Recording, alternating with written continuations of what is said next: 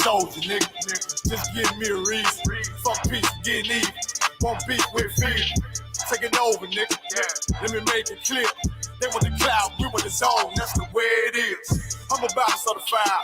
Whole team full of riders. They be dead on the ride, boy. Ain't gon' be no survivors.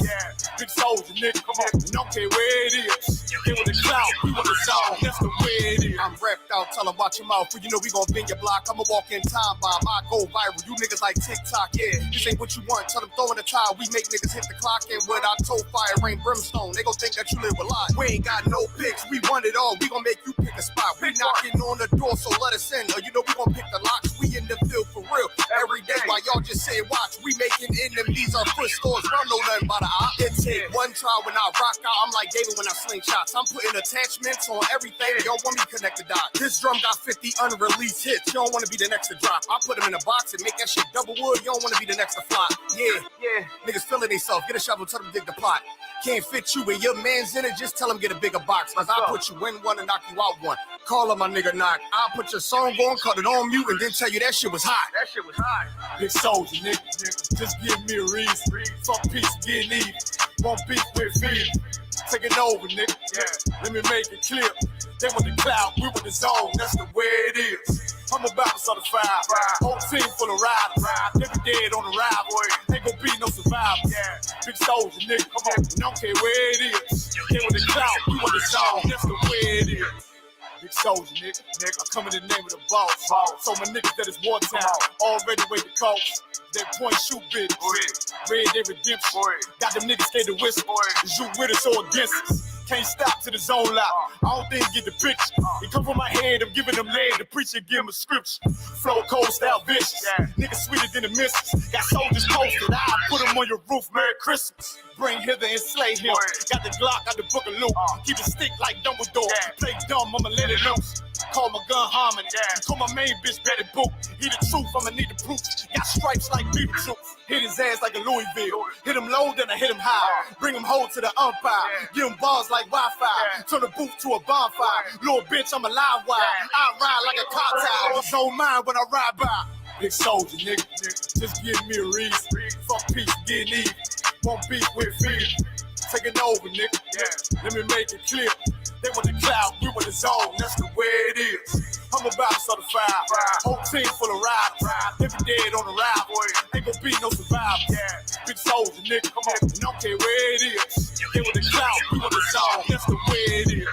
I heard they coming for blood, I'ma be coming for more. Give me the floor, they better come with a mop. I'ma be making it pour. Nigga, I'm raw, fly with the hammer like Thor. Found on my ops in the morgue, tell I'm on four. I'ma be bombing these lanes, understand how and war. I've been the lead, time to get back in the street. Time to get back on my feet, had time to read. Check out, we came from the east. Wait till my dogs are released, heard they was asleep. So we gon' wake them up, put them up in the sky. The Lord gon' take them up. I take on anybody, think he brave enough. I've been the same and I ain't never changing up. I'm in my zone, hit up my cellular phone. Tell me whatever he on, I take that scholar. He on them perks and that powder. Homie ain't really that strong, I'm like the dawn. Better yet, Benny King, I keep a lion head on my pinky ring. I keep a shield. Want you see everything, G43, Symphony, let it sing.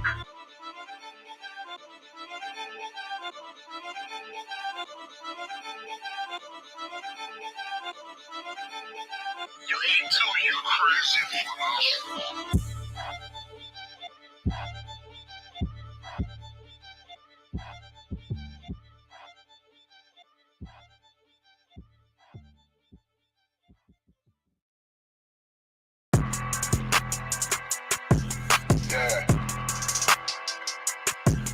Yeah, you know what it is. 140 for the rebel, busy man shit, nigga.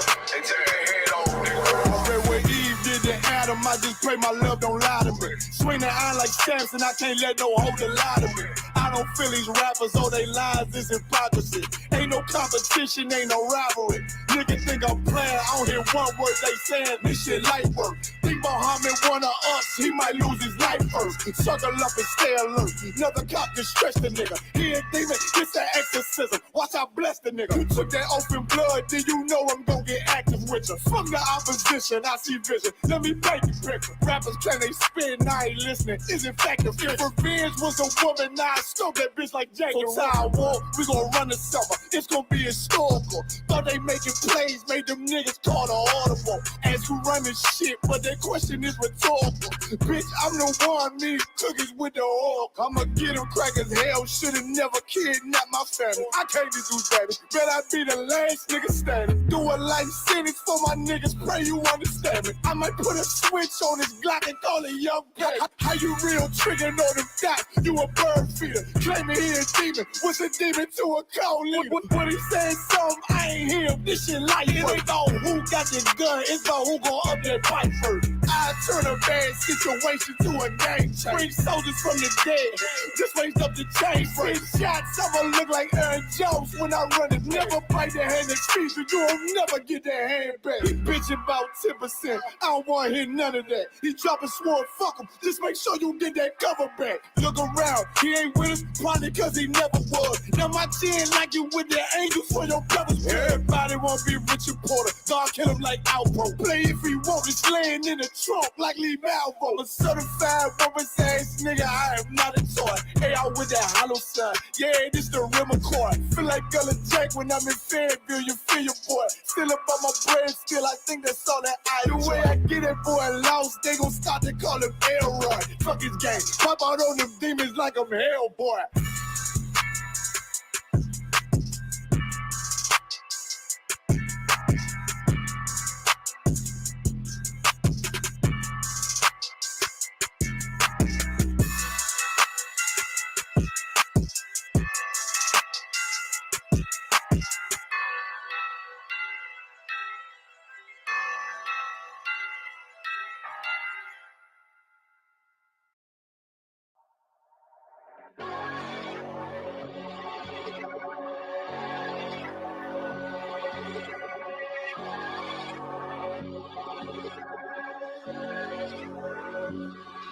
Don't let them take you out, your spirit gotta stay focused. Can't go back living how I was, cause it's repulsive. I don't ask for much, that's all I ever wanted. And not killing, die by hundreds, you can quote me. Yeah, these hoes for the streets, they ain't holy. I ain't pulling up the spiritual when devils kiss your boots. We ain't no cowards, please don't say what you gon' do. Or post something on the internet you think you gotta prove. Cause I got Karak Ice, I got Shia War, got Kasarpakai, I got Imawan, got Kabataban, I got Tazaba, got Kakamaima, got Karanyala, got Yaragabar, Tribe of Issachar, bring out Gobble War. Couple young men in this bitch with an olive oil. If you ain't in these ranks, then you out of order.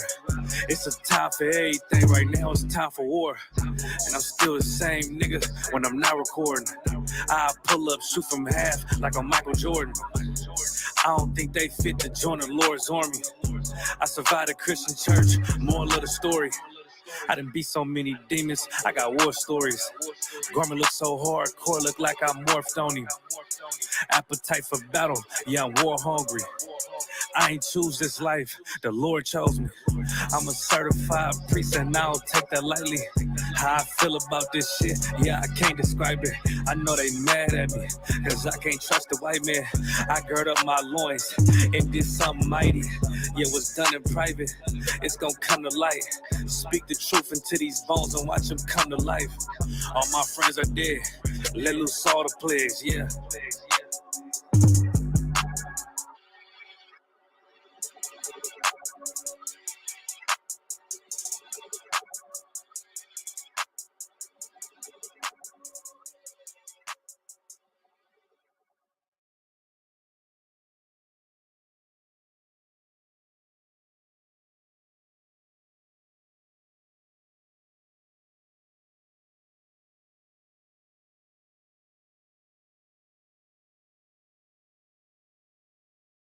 Practice, not a game, not the game that I go out there and die for and play every game like it's my last. Not the game.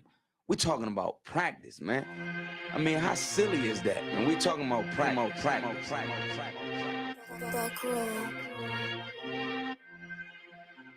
Best believe that I'm top 3. The only thing is I'm not 2 and I'm not 3.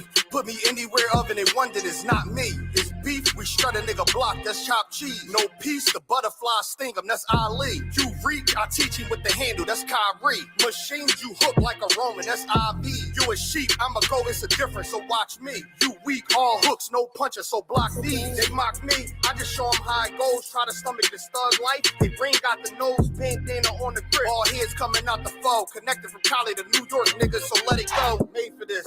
Nigga, I eat bars and drink flows, thinking you woke into your third eye peephole. Line for line, this shit too easy, it's like a free throw. Mastered the game too early, this bitch a cheat code. It ain't a game, these niggas lame, state bring a shame. If I'm with an officer, it's a number in his name. We ain't the same, you want the easy pass, tell him change his lane. Shit, I've been through the fire, you can't stand the rain, take an aim. Tell him runner, he can try his best. Drive a car named after me, that's why I'm in the vet. Lamping these niggas once again, and I ain't break a sweat. Number one at everything I do, that's why I'm one west. The Lord is not the God of the dead, so when I die, coming back for my spot, so forever I'm top 3. Just tell him to watch this janitor with the mop stick. You gonna need a defensive lineman to block this. On point when I bomb shit, 10 for 10, I do not miss. I'm barking with a full bulldog, it is not mixed. They can see that my mind's sick, I don't write, I find shit. I don't like it, then I switch. If I touch it, it's diamond. Tell a bitch that I'm God sent. It ain't because my kicks is built like 5'6", 5'7", is my bitch. Dangerous, high risk. I lose it, get another one. You think I'm talking about a girl, I'm talking about another gun. You hear now? Hey, look, it is what it is now. We don't fuck with the house niggas, we burn the crib now. I'm ahead now, and I hope they can hear now. I don't care if you think it's it, nigga, I don't fear class. Silences make it sound like raindrop, that's a firestorm. Get the job done, the interview and get fired on. If you niggas standing for nothing, what you dying for? If you put real with real, that's how I was born. Walking this bitch ready for war, I'm in riot form. I want these niggas to see me flex, that's why I am on. I shouldn't live in the crib, nigga. I should buy a farm to go through this shit so ever. Best believe that I'm top 3. Only thing is I'm not 2 and I'm not 3. Best believe that I'm top 3. Only thing is I'm not 2 and I'm not 3. Best believe that I'm top 3. Only thing is I'm not 2 and I'm not 3. Drop dummy.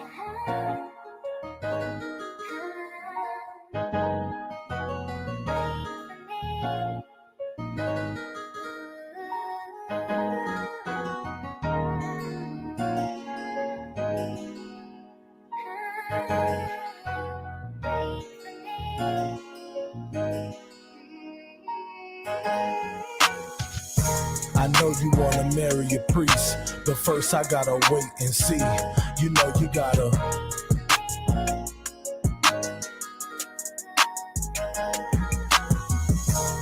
And I know you wanna feel my touch, but girl, it ain't no rush. I'ma teach you just hush and just.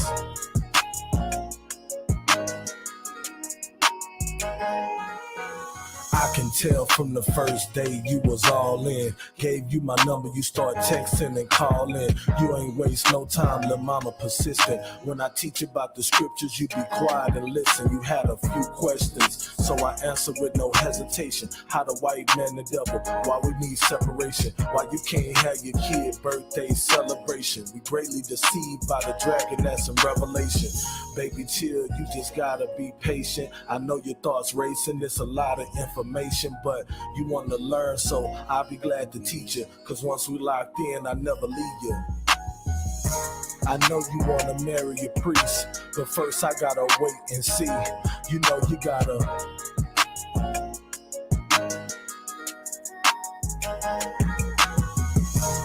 And I know you wanna feel my touch, but girl, it ain't no rush. I'ma teach you just hush and just.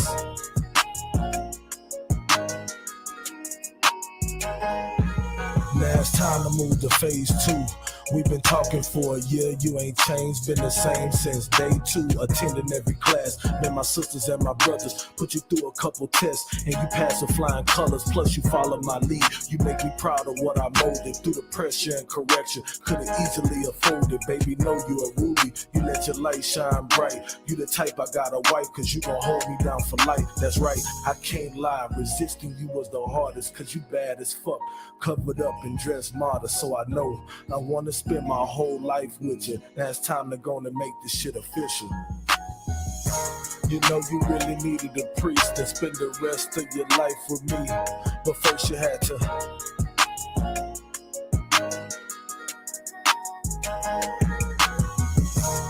Now that you my wife, we locked in for life, and the feeling's just right, cause you made the choice to. You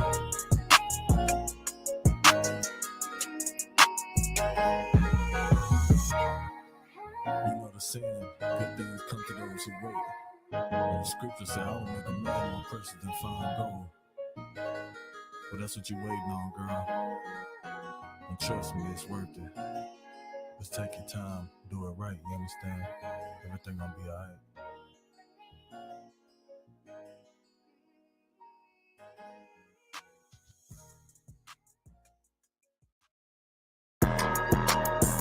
Shit is just different, man. I'm showing the difference. I'ma show them it's a difference. I'ma only say this once, you better listen. When West is where it started, so you know that's where it finished. We got one main objective, nigga, let's complete the mission. We explaining what the who, lead them bitches in they feelings. Snub on me, only time I put my nose inside your business. I don't want my gun to show, so I wear my shirt bigger. This is our world, cause if this was your world, I'd be the villain. Break his whole block down, all I gotta do is finish. Stuffing Mac Shell drums, turn your crib to Sunday dinner. You don't live here, you visit, this my shit, it's a difference. I don't do lean, Lobos in my cup is what I'm sipping. I don't do dreams, I just say a prayer, go and get it. And it all work out, you know this ain't for play, this ain't for fun. I've been destined for this shit, niggas know that I'm the one. This shit can go 100 yards, you would think I kicked a punt. You would think I had a flare gun on go, you niggas run. They like he an Israelite, all he rap about is guns. Bitch, I'm an Israelite that own a lot of guns. What that nigga said who? Tell him watch the grind. Yeah, you must be crazy if you ever think of stopping mine. Knock all of the chains out you niggas, make them drop a dime. This Taurus hole 12, it is not a zodiac sign. Piss me off, get me in my bag, make me drop a bomb, drop a nuke, make the world freeze. I can stop the time. Watch what you do, cause once you do it, you can't press rewind. On purpose, I do the opposite, so nigga cross the line. This is different. I ain't looking for trouble, but on point, case you think I rap. Turn him to a vegetable. Lead this nigga cabbage patch. No new niggas with me. If you see him, then they got my back. Got it out the mud, big stepping. You can see the tracks. Follow me. I can teach you something. Have a seat, relax. If you gonna speak on anything, just make sure it's fact. There's a difference. We are not the same. Help them notice that. Pay attention. Watch how we move. We can know we can't hang around all real niggas, and we move as one. This ain't Fortnite. Get into it. Ain't no 1v1. The smoke I bring to you, you can't take it in with your lung. Life about warfare. We just make it look fun. She asked what kind of oil I got on. I told her give them some. When West the only real niggas left, you better get you one. Chicken shop giving out wings if I pull a drum. It's a difference. You better watch your words before you eat your tongue. Scrape the whole plate, not a trace nor leave a crumb. Ice falling off the watching chain like it's freezer burn. Daring somebody to say my name, I would eat to him. Loyalty means everything, so I don't eat with them.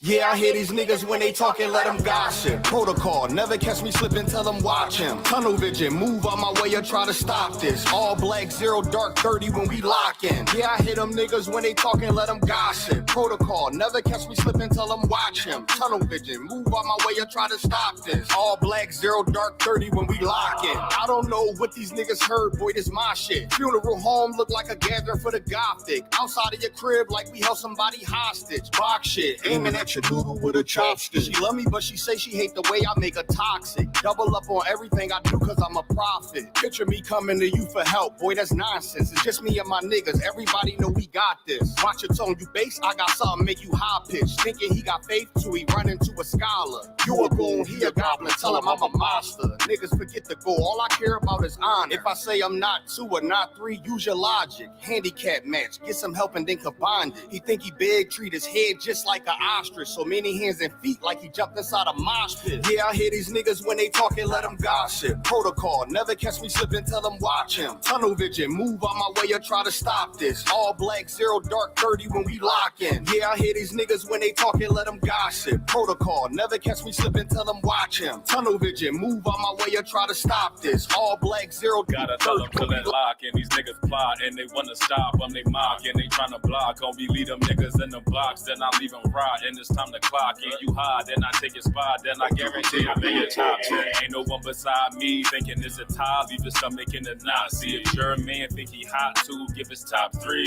And Frank in the booth, niggas can't spot me. I leave Earth coming back down, go with my 3. See the sound couldn't catch up. I'm like lightning. I'm here, then I'm gone. Leave them scared, so frightening. Up here, then we swarm. Ain't there when we fight team. Me and my team stick together like we say me. She ain't mind speed, tell her go. Shit, she might leave. He ain't one West, he a hoe. Shit, he might leave. Say I'm not a rapper, then again, shit, I might be. Nigga know it's word. Yeah, I hear these niggas when they talking, let them gossip. Protocol, never catch me slipping, tell them watch him. Tunnel vision, move on my way or try to stop this. All black, 0 dark, 30 when we lock in. Yeah, I hear these niggas when they talking, let them gossip. Protocol, never catch me slipping, tell them watch him. Tunnel vision, move on my way or try to stop this. All black, 0 dark, 30 when we lock in.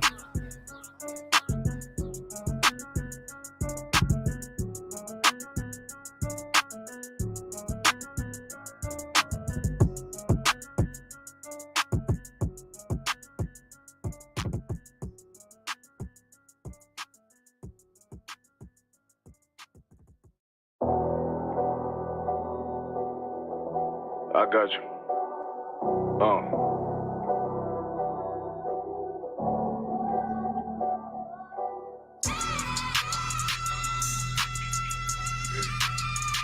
Let it vibe real quick. Look. Let's check 1 2 1 2. Listen, y'all. Hit the share button, hit the like button. If you can hear my voice, put a 1 in the chat if you can hear my voice right now. If you can hear my voice, you gotta share this and comment. Share out where you from, where you at. Put a 1 in the chat. Make sure y'all share this, man. Share it. You can say 1 West in the chat, y'all. Come on. Colder than the avalanche, way above average. Fish taste sweet, told him make me an apple tree. Left us in the valley full of bones, this where hope found. Java come on, man, dark sands get broke down. Riding through Evanston with Mark Quad, telling me how them crackers turn his childhood to a ghost town. Focus out, nigga, I lay that game down. I feel his pain, cause nothing is the same now. Never light shine like heaven through a rain cloud. Glock have a fit like my child, no tangent. Try to warn them niggas, we bear arms like tarantulas. Them other niggas rap, I make anthems. I really see prophets under this banner. Bring my enemies bow down on camera. Told my design I wanted black and white like a panda. I'm better than that nigga that sunk dirty Diana. Look, I move like a Brazilian, precious cargo. Spirit Asian, but I got a new semi-auto. Wave that bitch around like where's Wardo. Sleep if they want, I cut through they Z's like I'm Zorro. Pay me for his name, so I gotta keep that steel clutch. Trust me, I'm not what you think. I squeeze till it click like Dorothy when the heels touch. The world got me dumb, I don't feel much. Round with Yaradon, just left the state bridge. Looking for a bitch better than Baby's kid. Remember I dropped Quiet Storm, I've been gone ever since. Still in the field, fuck them niggas on the fence, yeah.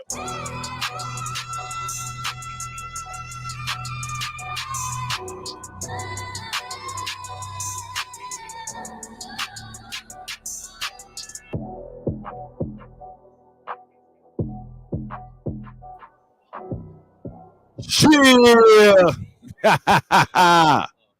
Yo, once again, we are live. What's going down? What's going on? Once again, let it be known, we are live from ISUPK headquarters in Harlem, New York. Let it be known, episode 64. Give us a hand. Episode 64, that's what I'm talking about. In the building, we got the man of the hour, the prince of the power, Priest Officer Shalaya Allah. Give him a hand. Yeah. Yeah. Yo, straight out of Long Island, New York, we got Priest Officer Karab in the building. Give him a hand. Yeah, what's going on, y'all? Y'all know the white man, Damn right. Damn right. Check it out. Gunshots for that. That's what I'm talking about. Money and muscles. My man and yours. The War Report in the building. Priest Officer Yawala. Give him a hand. Give him a hand. Give him a hand, Yeah. y'all. Yeah, you I already know. All the way from Yonkers, New York, we got the roughest, the toughest Dun Dada in the building. Priest Officer Design in the building. Give him a hand. You already know. And of course, I am the Mountain of the Most High Priest and Officer Hoya Allah. I'm in the building. Give me a hand. And we said this song. BX, boy. Boogie down. What up? Yo, thank you for once again joining us on Let It Be Known. This is episode 64, April 30th, 2023. And this is the last day of the month. It's going down, man. We moving in the May. Get that a hand. Yes. Real quick. Listen, if y'all out there watching right now, listen, share this. You know what I'm saying? Share, comment, let the world know about what we're doing right now. You know what I'm saying? Because we're doing it for us, we're doing it for you, we're doing it for the nation. Yo, make sure y'all share this, man.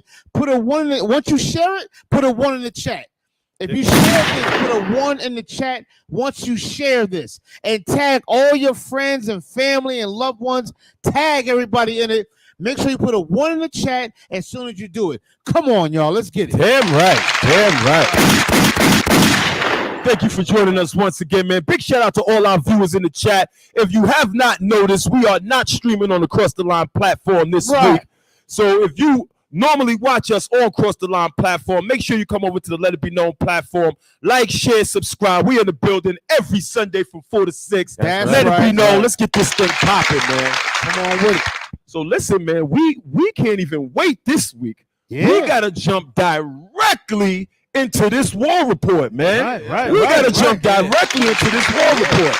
There's a war going on outside. Nobody's safe, bro. Damn right. There's a war going on, y'all. Y'all better pay attention to what my brother's bringing out. You know what I'm saying? Word, man. What y'all is bringing out is heavy material. Y'all better pay attention. That's why I'm saying y'all better share this program. Share it, comment, like it, dislike it, whatever. You make sure you get to it. You know what I'm saying? Because y'all got some heavy material he's bringing out, man. We do a lot of studying. You know what I'm saying? We're very studious and diligent up here. You know what I'm saying? So, y'all, what you got, man? What's going on? Listen, man, we gonna get into propaganda. When it became legal to propaganda. What's Americans. What's the definition of propaganda? What is that? Listen, just for the average person that may not, know. It's based off of psychology, right? If you hear the same thing over and over again, your brain basically says it's true, whether it's the truth or not. You know what I mean? And that psychological tool can be used to make anyone believe anything, right? So if you have an agenda, if you have something you're trying to put across, you keep pushing and pushing and pushing and pushing, and your subconscious will make it true. You know what I mean? Because listen, you could close your ears, you could cover your eyes, but you can't turn off your subconscious. You can't. So that's like back in the day, a lot of parents would be like, "You so dumb, you dumb, right. You dumb." And if you keep hearing you dumb, you stupid, you dumb, you're gonna start to believe that. Not only believe, behave. Absolutely. Right. That's if I say don't think elephant, what y'all thinking about right now? Elephant. Exactly. Now, if I say don't think elephant every hour. Right. You might have a dream about an elephant because of that. It brands your brain. When I say brands, I mean it scorches. You know what I'm saying? Your brain, all of that. You don't have a psychological block. You don't have a defense for your psychology.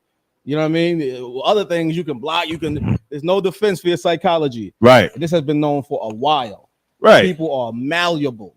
You know what I mean? So propaganda is a way to take advantage of that.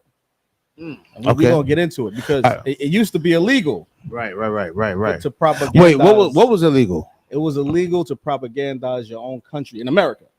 Okay, so you could not practice propaganda against your own people. Meaning the U.S. government couldn't propagandize Americans.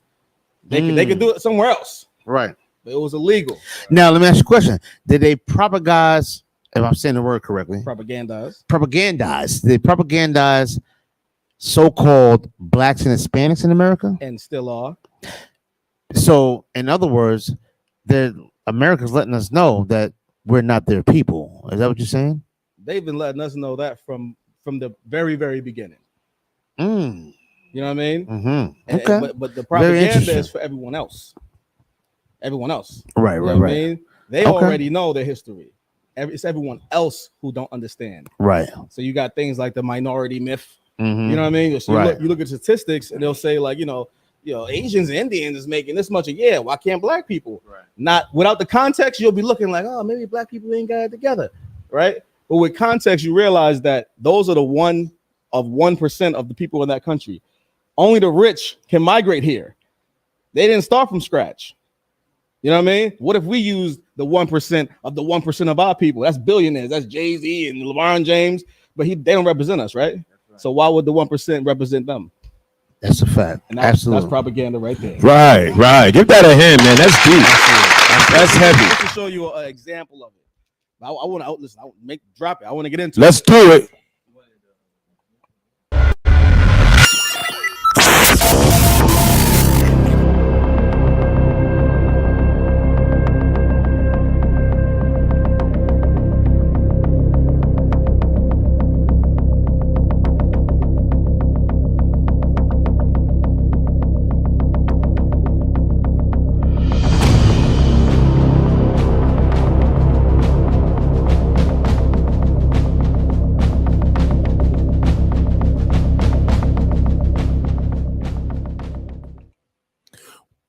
Yeah, we are back with this war report, man. Let's jump right into it because there's some heavy information coming out today. Well, first, we got to get into what the definition of propaganda. I showed an example, but let's get into the definition of propaganda. Propaganda. That's a heavy word. I've been hearing that word for a long time. Right. Like propaganda. For y'all that don't know what propaganda means, such as myself, let's see what it means. Pras, do you have the definition? Let's read it nice and loud, please. Propaganda, information, especially misleading nature. So it's information of a misleading nature. Right. So the black man is a thug. The black man is a drug dealer. Right. The black man is a whoremonger. The black man is a pimp. Super predator. The black man is super predator. You know what I'm saying? So these things that they say about the black man, that's misleading information. I'll give you an example. Go ahead. Only about 1% of all black people commit any crimes ever. Do you believe that? Can you believe that? Exactly. Can you believe that? But if they only showing that on the news, right, you'll think the black man is the worst thing in the worst thing in the world. Like niggas never made no mistakes before. And let me tell you this. We've paid for our mistakes. Right. We paid for it. You know what I'm saying? We paid for it. Consistently. Through a lot of dark alleys, we paid for it, and we still got to be put down and shut up and so forth and so on. That's propaganda. Am I correct? Keep going with it. Used to promote or publicize a particular political cause or point of view. Do you hear that? Right. You could break it down because I can go on for days. Promote or publicize a particular political point of view. And that's what we're going to be discussing today, because it used to be illegal, right? It used to be illegal to propagandize the people, United States. You know what I mean? But what people don't know, in 2013, that law was changed. Right. So from 2013 to now, propaganda on you have been the target. Right. It ain't the Asians, it's you. You are the target. You are the ones they're trying to target. To my brothers and sisters that's listening right now, do you understand that you are the target? You are the face of propaganda. Am I correct? Right. You know what I'm saying? That they're destroying you. Black woman, you are a twerking whore, and to the black man, you are nothing but a disgusting, filthy criminal thug. That's what they think. You're not a good father. You're not a good brother. You're not none of that. Even though you are to us, to them, you are nothing but a piece of scum, disgusting, filthy bastard. If you hear what we're saying, you understand what we're saying, put it one in the chat right now, man. Share this. The world needs to hear this. Share this. Put a one in the chat if you understand what we're saying. Go ahead, keep going, brother. Another way of propaganda they're using is basically aligning the black struggle with the gay struggle. You know what I'm saying? So you'll think, well, if I'm liberal and they're liberal, the liberal things they do apply to us, right? So you'll think black people support gay stuff, all, you know what I mean? Because they keep aligning those two things together, and that's propaganda. And it's on purpose. And we're going to show how they're testing it. They're testing. First, let's get into that first article just to show you how it changed, how propaganda has changed. So I'm sorry, real quick. I'm sorry. We gonna say some more? Go ahead. Just elaborate. What we gonna go into right now? What are we going into right now? We're going into just how elaborate. The law was changed. how you can propagandize the American people now. How- Meaning okay. the government. The government can propagandize The government, Americans. the ones that the people that's listening go out to vote for, Right. that stand on hours of lines to vote for. This is they did what? They made it legal to propagandize Americans. So Bill Clinton and Joe Biden and Barack Obama and all of them, they made it legal to do what? I'm sorry. Propagandize To Americans. propagandize, to make it, to put out information. Think about it, it was a misleading nature. You know what I'm saying? Mislead. So they It'd be illegal. they've been appointed to put out misleading information. Is that Right. correct? It used to be illegal. Wow. Are you guys it's listening? legal. It's Are legal you? now? It's legal now. Since 2013, and most people don't know it happened. Right. So it's legal now. Yes. So the politicians that we run out and vote for, your city council and everything else, we're voting for them to Right. put out misleading information Right. against the so-called Black, Hispanic, and Native American man, Right. woman, and child. Right. Parazzo, what's going on? Oh, it's Salaki. So it's like the misleading nature that, you know what I'm saying, Blacks, Hispanics, and Native American Indians cannot be Jews. You know what I'm saying? Cannot be Jews. Oh, that's a lot of property. That's you cannot be Jews. And you going to a whole nother realm now. And also, you know, you have people that's in government speak the truth. You know, they call them whistleblowers. They were propaganda that you know what I'm saying, they're against the government. Yeah. Here's the telling thing. you what the government is doing to the people. What's ironic? Right. What's ironic with that? What They passed the espionage law. You know what I mean? So that's why they go after whistleblowers. You know what I mean? So before being covered by being a whistleblower, you can you won't get prosecuted because the things you're releasing is for the public good. The information you're releasing. But with the espionage law, that's gone. So now you release something that you think the people need to know because they're killing it. They're gonna come after you. This is why Edward Snowden fled. You know what I'm saying? Fled to Russia because he knew he'd be prosecuted. Because they go after whistleblowers now. But let's get into that. Let's get into the propaganda. We're gonna get to the propaganda. Listen, y'all better share this, man. Share, like and comment. The people need to hear this. We're about to go into some strong information, some real information. Put a 1 in the chat as soon as you share this content. Share it, y'all. You know what I'm saying? Don't be afraid, because the Ku Klux Klan is sharing information. The Aryan Nations, they share the information.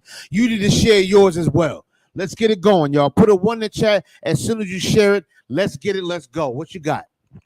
Americans finally have access to American propaganda. The law went into effect this month that ends the ban on U.S. government-made propaganda from being broadcast to Americans. In a remarkable creative spin, the supporters of this law say that allowing Americans to see American propaganda is actually a victory for transparency.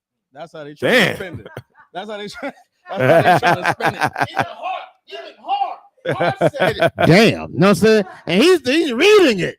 You Uh, know what I'm saying? Hard. Well, how you feel about that? What you think about that? What made you say damn? I mean, listen, they always try to throw the spin on things.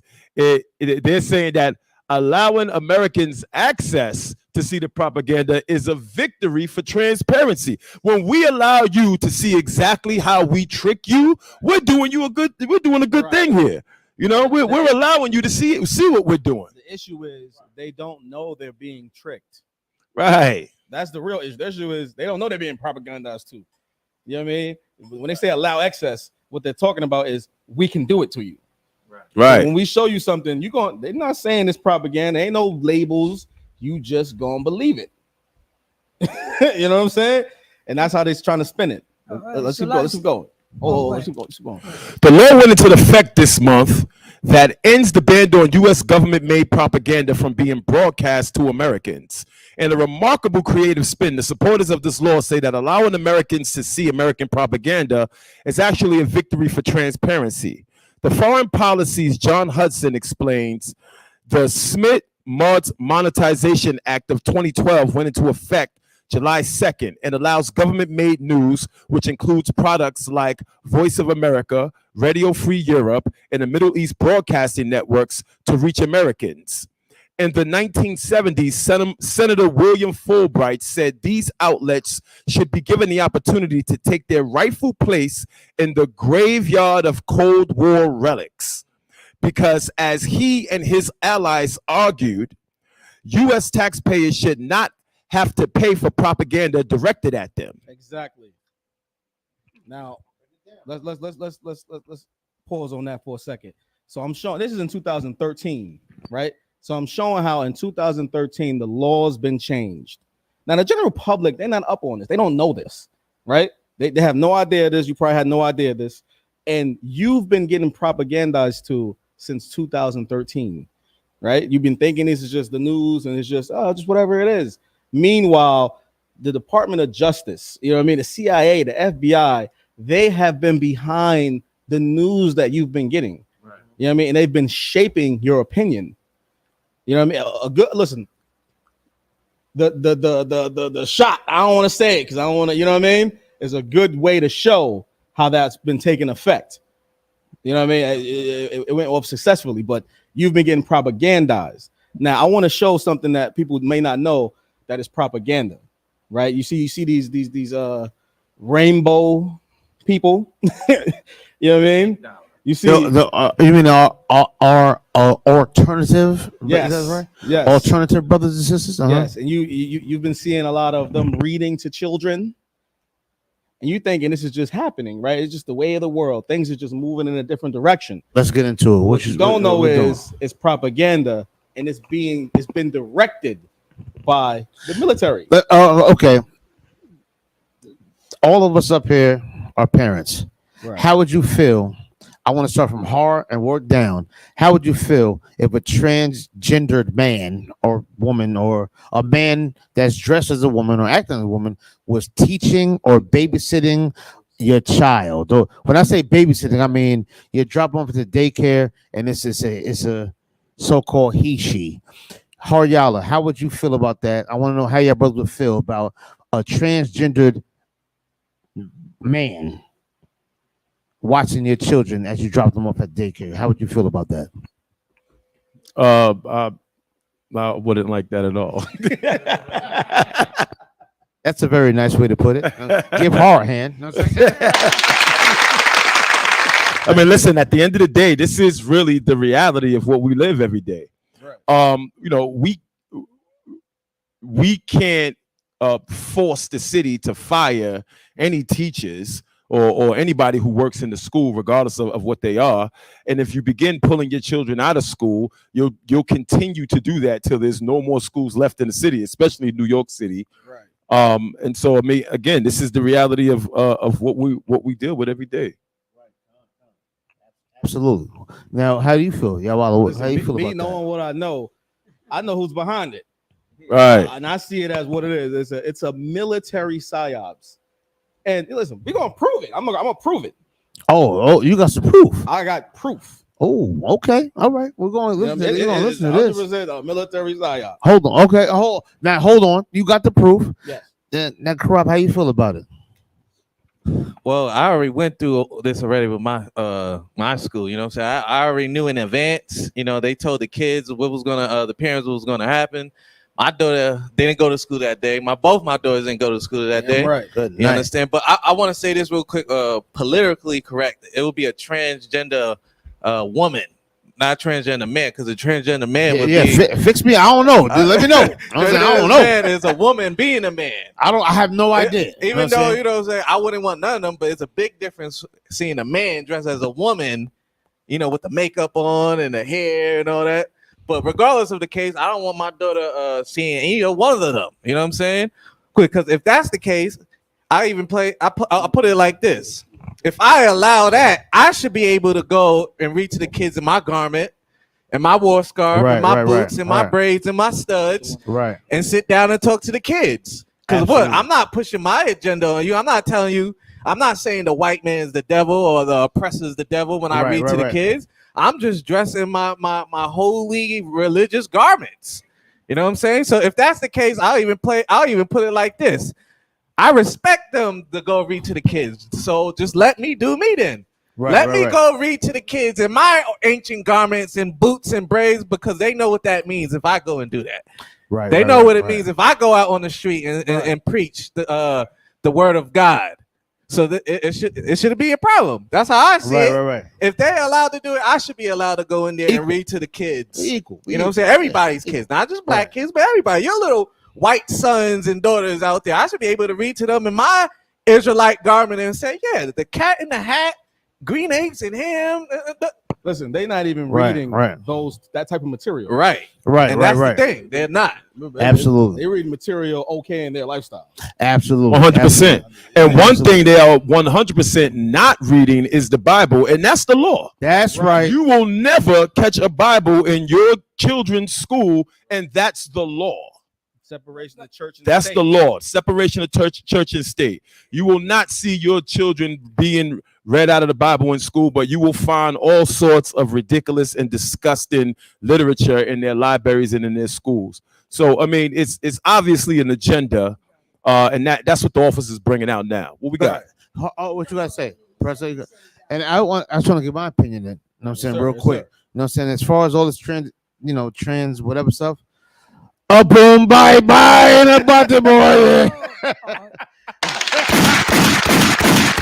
what I'm saying? That's what I got to say. A boom, bye, and a butty boy. You know what I'm saying? That's all I got to say. You know what I'm saying? Y'all put a one in the chat. If you disagree with the nasty transisms that's going on, put a one in the chat. No, matter of fact, put a fist in the chat.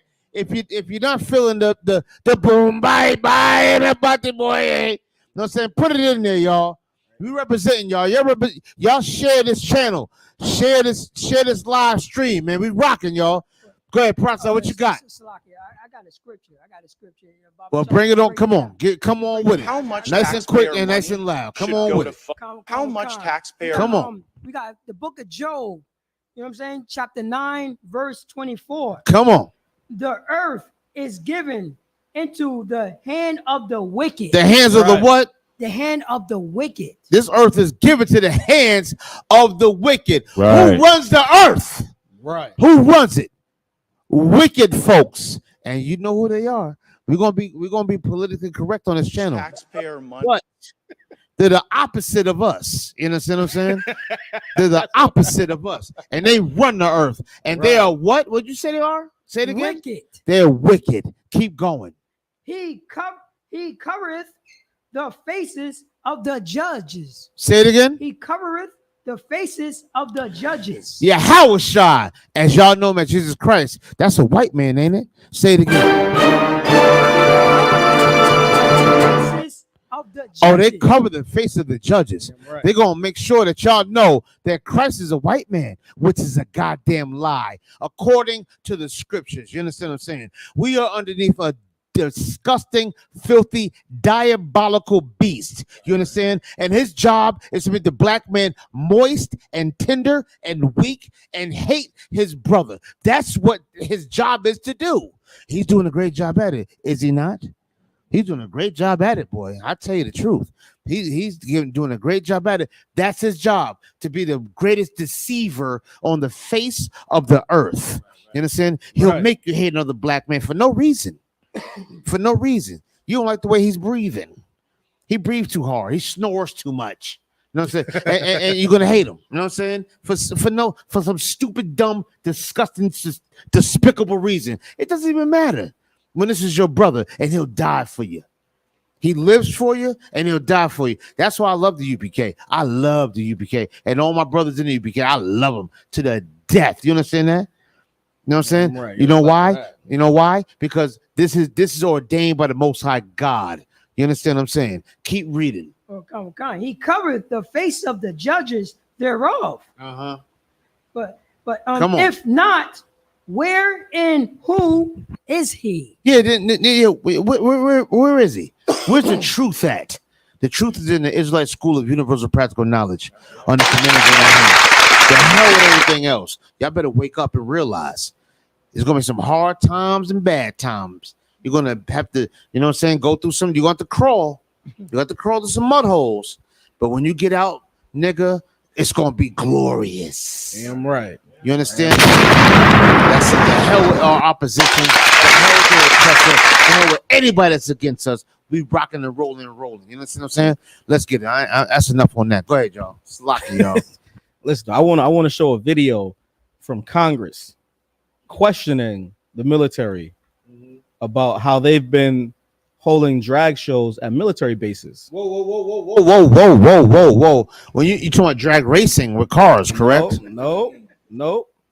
The reading the Wait, children. you said, well, hold on, you said drag. So I'm going to assume you're talking about the, you know, how it's about what's that, Bigfoot and all that, but with them trucks and all that. No, you're not talking about drag racing. Nope. What kind of drag are you talking about, brother? Cross-dressing, reading the children. Oh boy, the thing we're talking about. You know what I mean? The Jenner thing. Yes. The Jenner syndrome being held at military bases, famous ones. Military bases, military, as far Navy, as like, all of it. I don't believe you because this is testing. I don't believe you. This is a psyop. I don't believe you. People got think it's natural. Yeah, you got to bring this out. I don't know what you're talking about. If we can, let's play that. Hell no. The U.S. military is doing some drag stuff. Yes. I don't believe you. Yes. You don't have the information for that.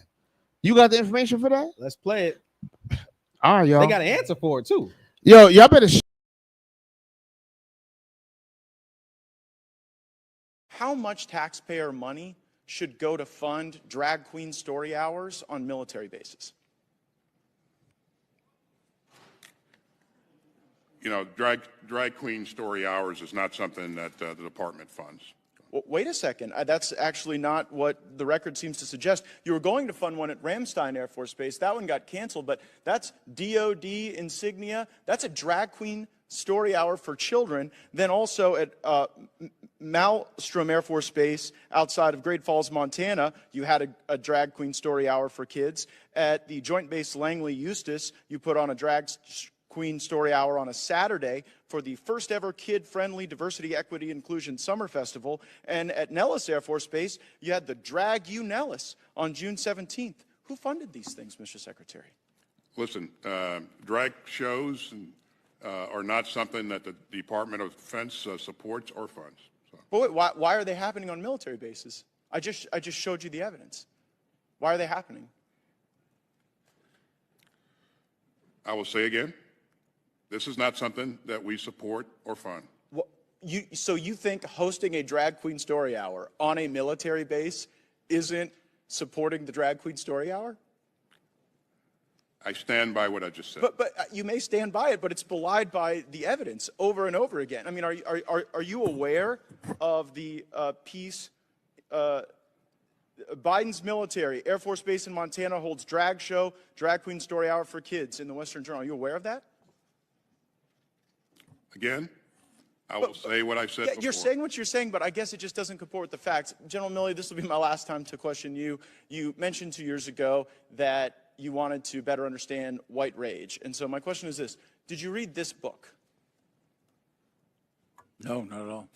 It is What is White Privilege is the book, and it's actually written by a DOD official, a senior official in diversity, equity, and inclusion. Damn. Listen, man. Listen, man. Yo, Har. Hold on 1 second, y'all. Hold on. Yo, Har, how you feel about that? What you just heard? How you feel about that? Oh man, listen, man. I want my tax money back. Like,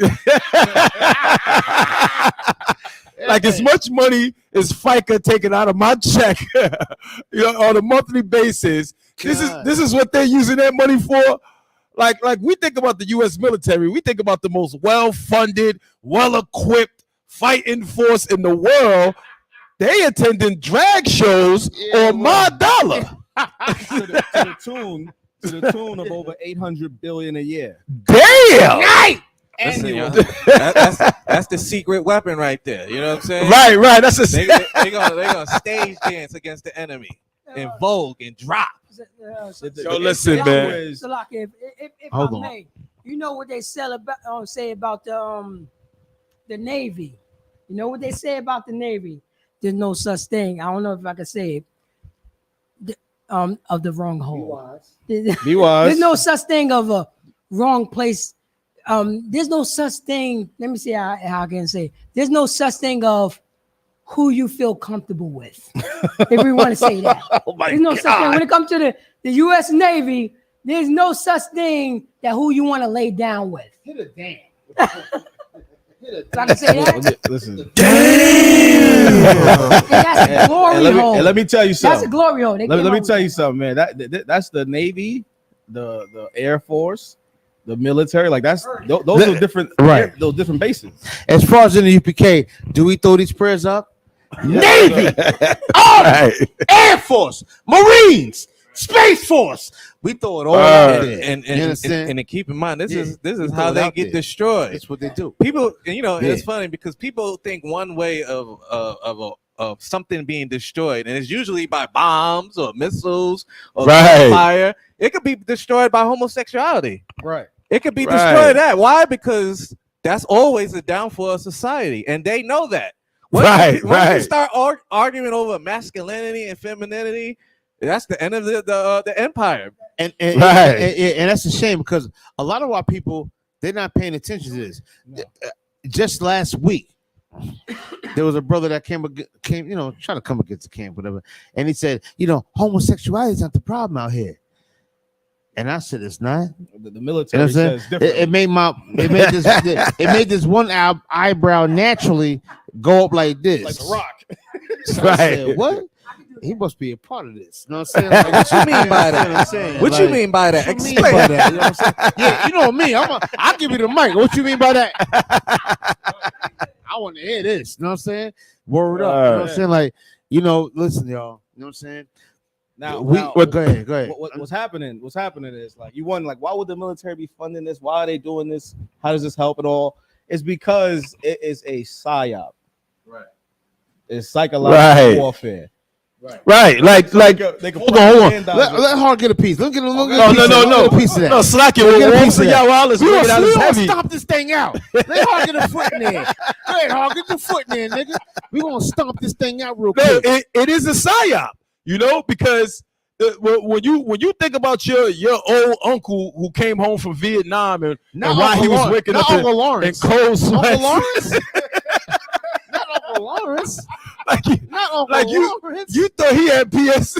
You thought he had post traumatic stress. Right? Yeah. You thought he was shell shocked. Nah, he just a freak relapsing. He got post-traumatic freak syndrome. He just missed his drag shows. Like,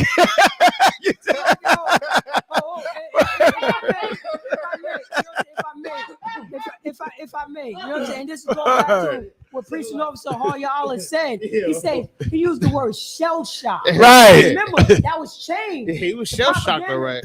Change that. You know what I'm saying? That nigga was booty shot. But they changed it to post-traumatic. You know what I'm saying? Yeah. It used to be listen. No. Listen, man. Hard sitting on something right now. You thought your cousin You being nice. You thought your cousin had that golf war syndrome. Not the golf war. Right. And you notice, right. You notice they never want to tell you what happened. They never want to. Y'all better share this program. Share this and comment. If you understand what we're talking about, put a fist in the air. Come on, y'all. Stop playing. Give it to him, Hall. Listen, man, it's good. Yo, let me tell you something. You remember that old movie, I'm Gonna Get You Sucker? With Keenan Ivory Wayans? Yeah. He came home from the military. Don't make me chase that. He had on the medals and shit. Right. He was like, yeah, this one is for surfing. I'm going to start looking at some of those military medals. Some of these dudes got drag show medals. Right. You know what I'm saying? The best drag show performance, Purple Heart, the best drag show performance, sharpshooter. It's all on there on the medals, man. It's all on there on the medals. Right, he got a pink heart. He got a pink heart. He got a pink heart. He got a pink heart, man.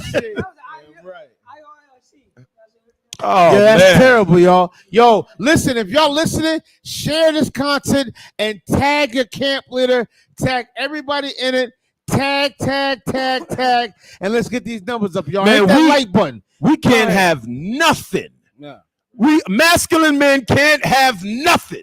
No. You know what I'm saying? Like the military used to be the last the hope. The last vestige. Yeah, the last vestige.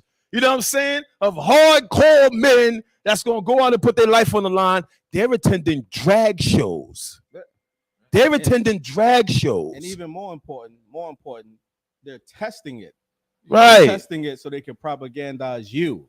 That's why it's being done. That's why it's done at military bases, because it's a psyop. So while you think this is grassroots, just the world's just changing. You know what I mean? The drag shows they reading the kids, it's just happening. It's a natural way of things. Meanwhile, you don't know the military's behind it. Right. Meanwhile, you don't know it's a psyop against you. You know what I mean? First, they got the law changed so they can propagandize to you. And that's exactly what they're doing. I want to get into something because they have been running into big tech. These same people with the same propaganda have been getting jobs at all your social media companies. You know what I'm saying? Right. Your social media companies have been scooping up people from the Department of Justice, the FBI, the CIA. So then guess what? Your social media is going to be really, really pink leaning. Right. You know what I mean? They're going to be propagandizing to you. You know what I mean? They've been testing it. They tested it first at military bases, right? Now, what you're saying right now is a part of the war report, correct? Yes. All right, come on. Because Come on with psychological it. war is everything. You know what I mean? Right. You think you're forming these opinions. You know what I mean? You're thinking like, well, the world's just being more liberal. You know what I mean? Right. Maybe I should be a little liberal. Maybe I'm a little too conservative. Right. Meanwhile, you are under attack. You thinking, you know what? Look at all these people. There's so much people who support this thing. It got to be true. Right. When in actuality, it's a psyop. When in actuality, it ain't massively supported. You would think, listen, you would think the number of rainbow people was like 50, 60, 70%. You know what I mean? Right. And when in actuality, it barely scratches 10%. So most people ain't with that. But the way it's overrepresented, right? Like there isn't even 1% of the public that are trans. Right. So if it was represented equally, actual the way it's supposed to be, only less than 1% of the things you see should show that, right? But is it that way? Absolutely not. And why is that? Propaganda. No doubt about it. Propaganda. No doubt about it. How Department of Justice is working for your social media. You know what I mean? They are the ones propagandizing. They're infiltrating everything you see. You know what I mean? They already infiltrated the news. They're infiltrating the big tech companies. They're infiltrating everything you see. They made it legal in 2013. And now we're seeing the results of it. Let's get right into it. Big tech companies are scooping up former DOJ employees as antitrust fight continues. The revolving door practice. The revolving door. You know what that means, don't you? God. Explain to them what that means, if you could. A revolving door is a term used for a place where people go in and people go out. People come and the people go. Meaning the changeover rate is so right. The turnover rate. The turnover rate is so much that it's like a revolving door. You Right. know what I'm saying?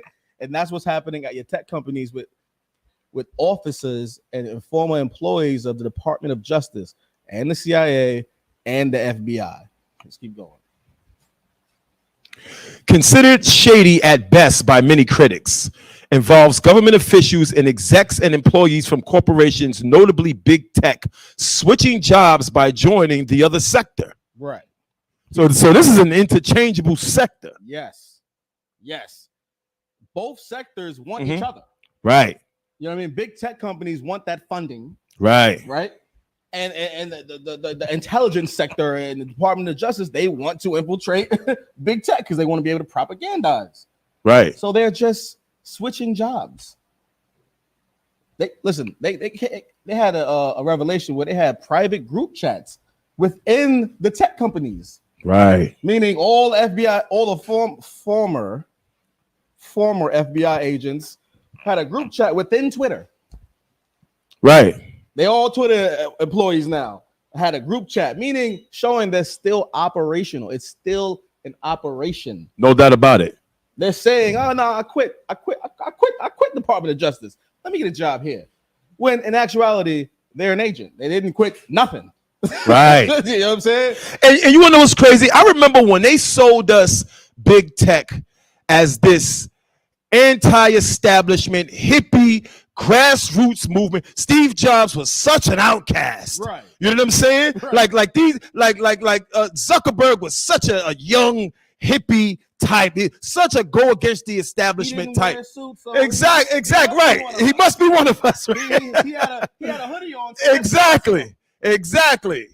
And come to find out, their entire sector is the most pro-establishment sector in the country. Right. To the point where their employees are interchangeable. Right. You can go work for Twitter today and then go work for the FBI tomorrow and will not miss a beat. And understand, like that is a benefit. Meaning, if you have Twitter on your resume, it makes it easier for you to work for the FBI. Right. If you have FBI on your resume, it makes it easier to work for Twitter. Right. Now, question, right? Now, why should people who's on TikTok, Facebook, or whatever, social media you on should be concerned about this? Or let's take it a step further. For the people who's not on social media, why should I be concerned? Because I'm not even on social media. I don't even care.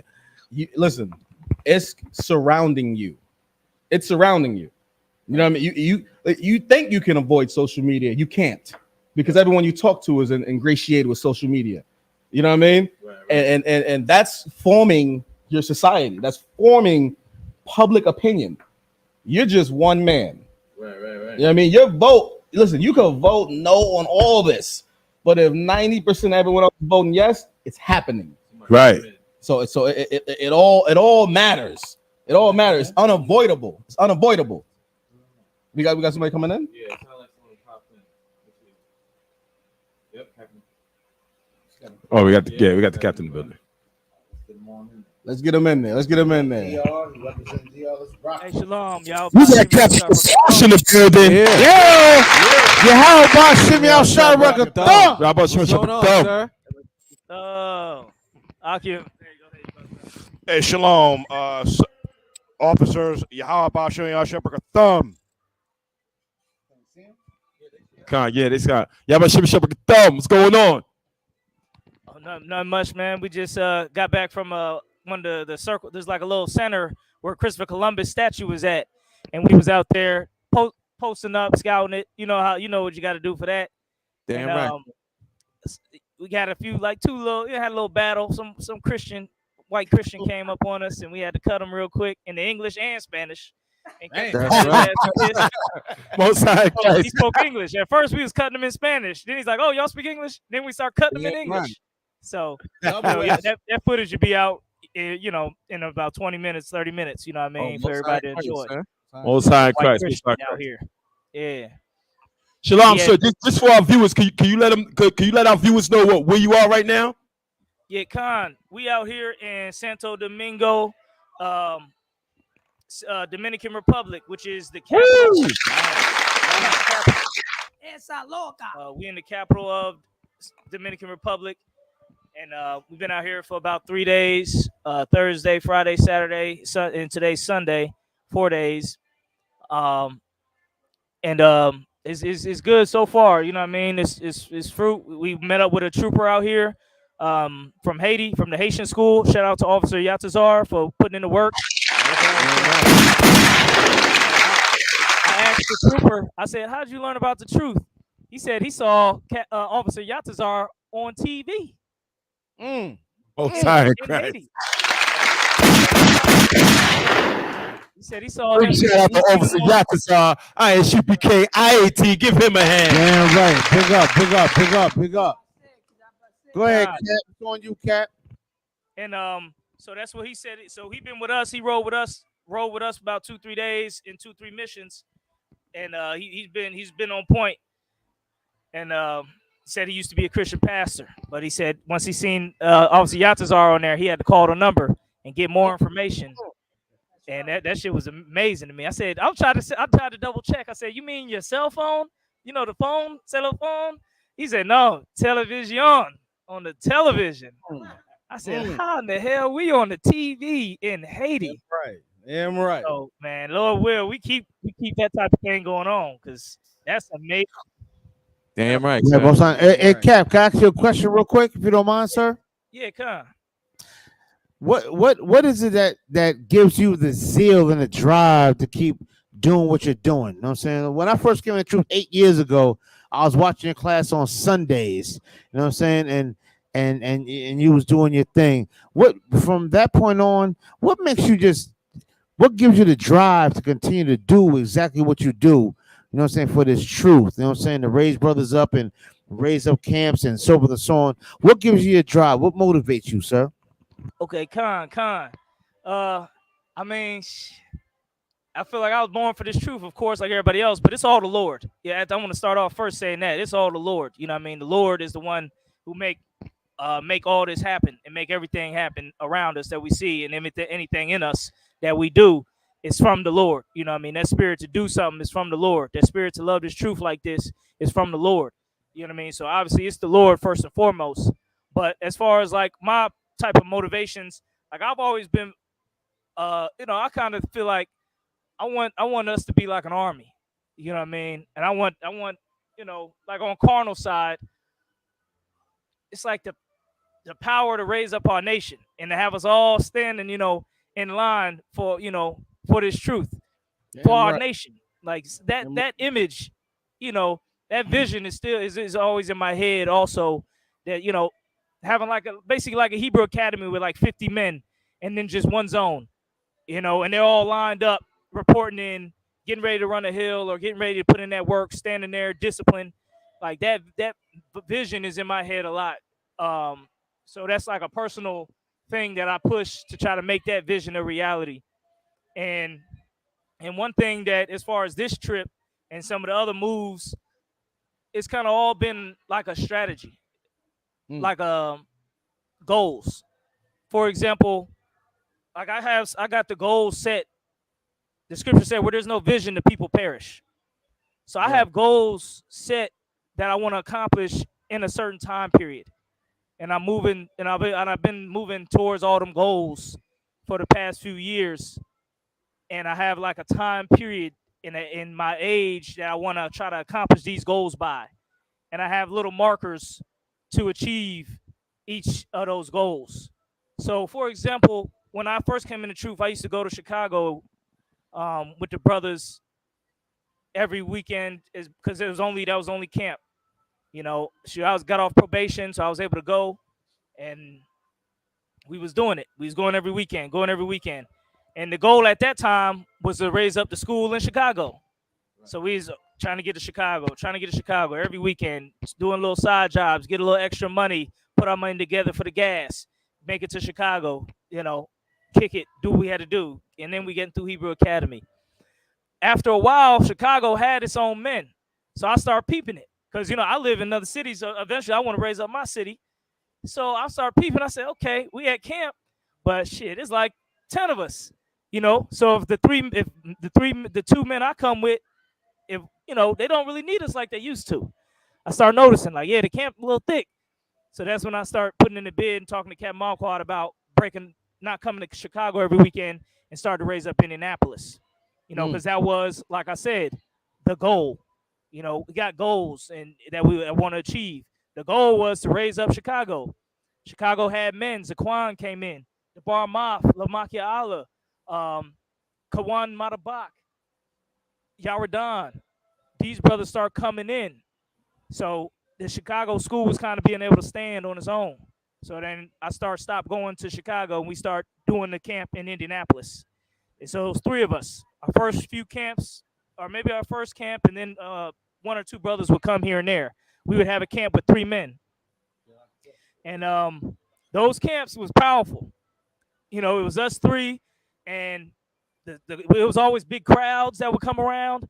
And so, that was, we trying to achieve the goal. General Muhammad always say, you have camp, that's how people been coming to the truth. Publish it on the YouTube, that's how people come into the truth, or get a lot of views on the internet. That's how people come into the truth. So we was getting views. And our goal was, raise up Indianapolis. So Indianapolis could have, a real camp, not just us 3 brothers, because that's not a whole camp.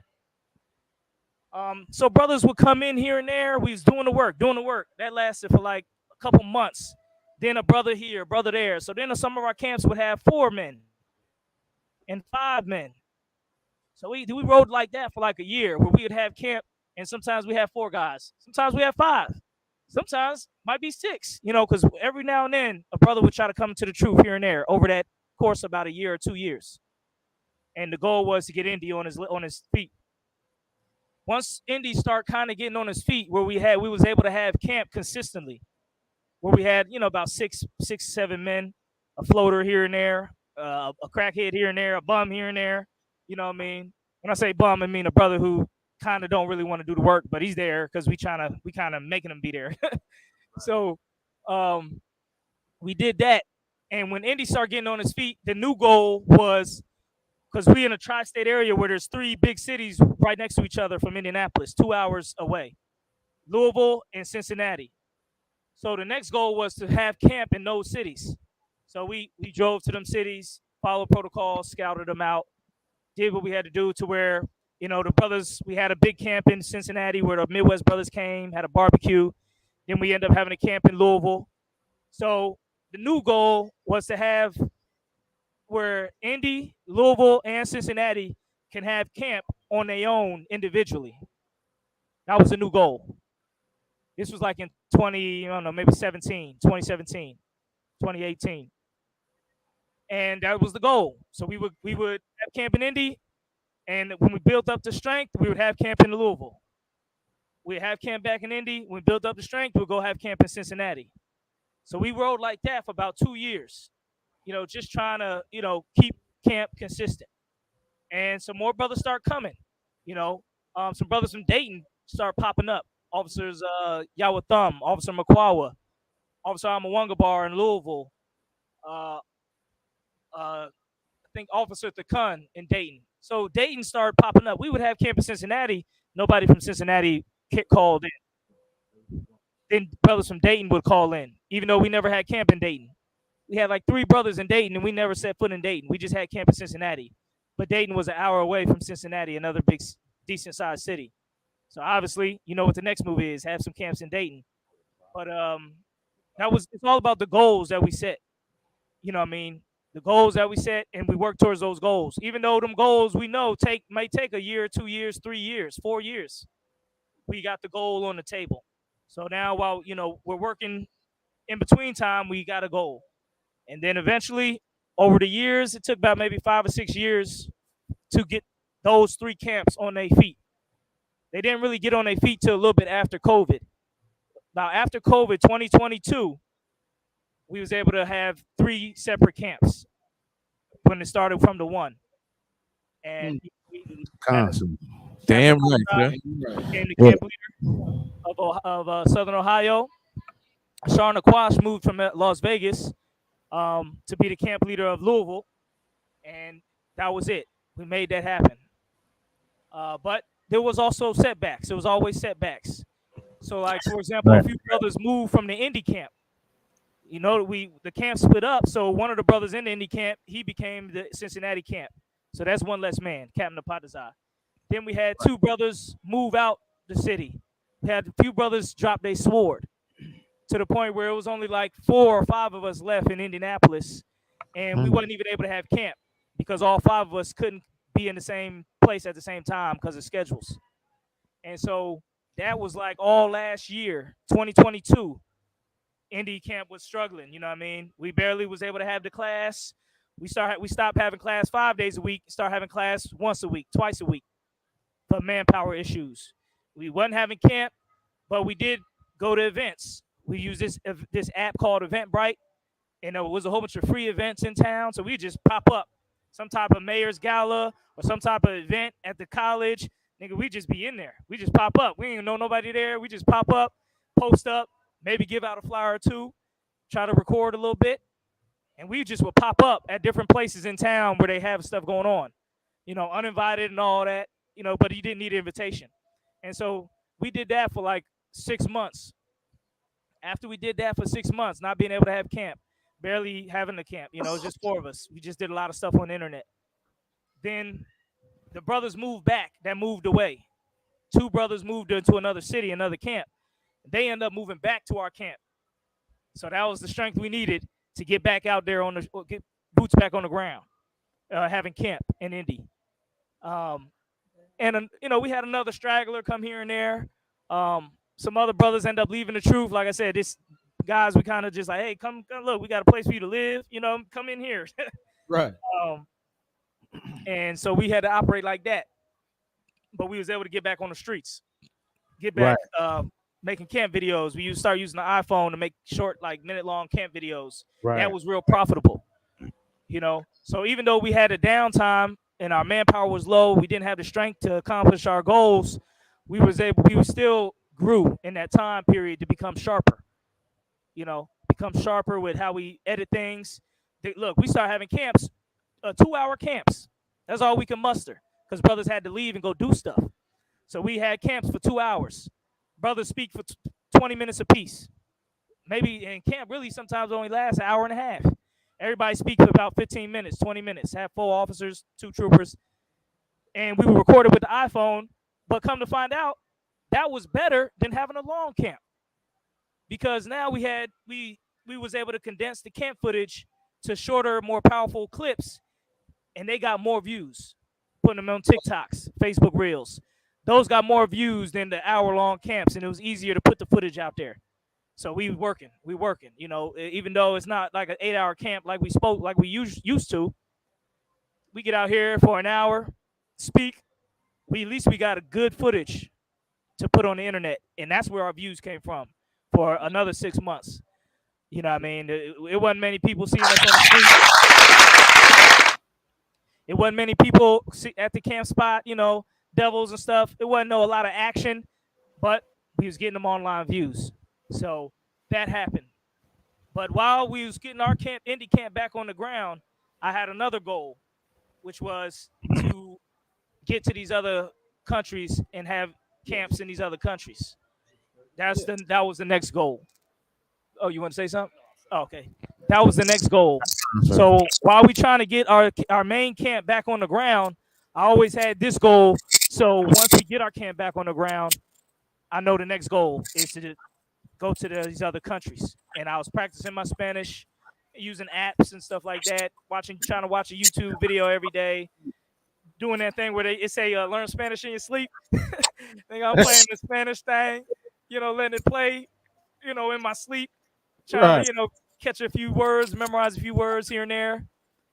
And once the Indy camp, the piece that came in the puzzle, because at the end of the day, this was of the Lord, because the pieces start falling into place. My second in command, like I'll be with the brothers, but I would say some things like, trying to correct brothers, and try to, talk to my second command. I would notice my second command, he kept saying like, we already did that, Cap. I already handled it. I already said that. I already did it. So it's like I'm being repetitive. I'm like, damn, he's already doing everything I would have said, to do. And that was the Lord showing me, like, because I'm the type of brother, I like to be around all the brothers a lot. Right. But, when I'm around the brothers a lot, sometimes you're trying to tell them to do stuff all the time. I don't know. So I start falling back, and our camp needed more money. So I start start spending more time at the slave because our camp needed money. And my second in command, the Lord, he kind of start being that real second command where he can damn near lead the camp without me. So I set it up. I say, all right, I'm gonna let you take out the camp today. I'll show up. I start showing up late to camp. I start going to the camp, then walking off and leaving, go sit in the car for like 20 minutes and let my second command run the camp. So I start doing that. All of it because the bigger goal. Like, long as you got the bigger goal in mind, all the moves going to end up making sense. At least that's how it worked out. And so my second command, I started having him take out the camp. I got a slavery. We needed more money. And I wasn't even at camp. So eventually, he was able to take out the camp without me. And that's where, I was at the slave. So let's say we having councils with the camp leaders. I have him get in the council. It'd be on purpose, but it won't be on purpose because I'm slaving. But, I'm trying to slave more to make sure we have enough money. And I'm also trying to get my second command to do some of the work that I do. Kind of. Appearing in them councils, speaking for the camp and the councils with all the other camp leaders with the Midwest councils. And Right, come on. Most High in Christ, sir. You know what I'm saying? Sir, I may, say we don't want to bombard you with a lot of questions, but what gave you the I'm here to talk and do the work of the Lord. I'm juiced up. We was out of spot, man. Battled Christian. I'm juiced up. Most High in Christ, sir. Most High in Christ. We just out of curiosity, sir. What gave you the motivation to go out to the Dominican Republic and Haiti? What gave you that motivation to do that? So what drove you or what pushed you to do that? Okay, okay, yeah, because I was speaking on like the method to get out here. That was the method to get out here. It was years of planning and goals. Because about like maybe 8 years ago, I had to go, and I was speaking. I remember I spoke about it at Major Council one time. I was like, yeah, I want to go to Dominican Republic and put in some work out there. And it was like, General Howe was like, all right, say something in Spanish. I said, hola. And I was going to try to say some more stuff. But as soon as I said hola, everybody started laughing. Laugh me to scorn. I was like, damn, okay, no sweat, no sweat. I do need to keep studying. I'm going to keep getting it to really make this goal a reality. But the real motivation, the main motivation, everybody has a different motivations and stuff. I want to make sure I want to get to the next rank. You see what I'm saying? I want to get some rank and do this work and establish this nation, establish this order, this army. To me, the end goal in my mind is to kind of like when we do if I don't know if any brothers know, when we do the trials. When we do the Hebrew Academy trials, and you see all the brothers, right? And they're all in order, and they're all following orders, they're all training and doing the thing. My goal is to have a size, or to have brothers a size like that, but in my city. And where other cities got Hebrew Academies that size, you know what I mean? To where we're a nation, we're really building up the nation like that. So, it's on. So, everybody got their own motivations. I want to get to the next rank. To get to Captain of 13,000, I listened to the men above me, what they did. All the captains above me, they made that move. They went somewhere and established a school where there was no school. Captain Malquad moved to Philly for 2 years and then moved back to Chicago and set up schools. Captain Kahuntham Yad he was in D.C., then moved back down south to set up them schools. Nayathak, Mashak, they moved from Trinidad and put in the work here, moved in different cities, North Carolina, to set up them schools. Mashak went to Trinidad. He went to UK. So I see the men above me and what they did to get to that rank. So it's clear to me what I got to do to get to that rank. And to me, I say it's all the Lord, because everything goes together. You know what I mean? The way, what I want to do, what the school wants us to do, what our mandates is. This is our mandate from Christ, even from Commander Johanna. Commander Johanna said, go out there and get them brothers, get our brothers. Right. So it's all come together. So all the things that y'all brothers is doing and all them different New York boroughs, that's what Christ wants you to accomplish. You know what I mean? So you got those lofty goals in your head. Don't let Satan try to make you not have big goals in your head about this truth.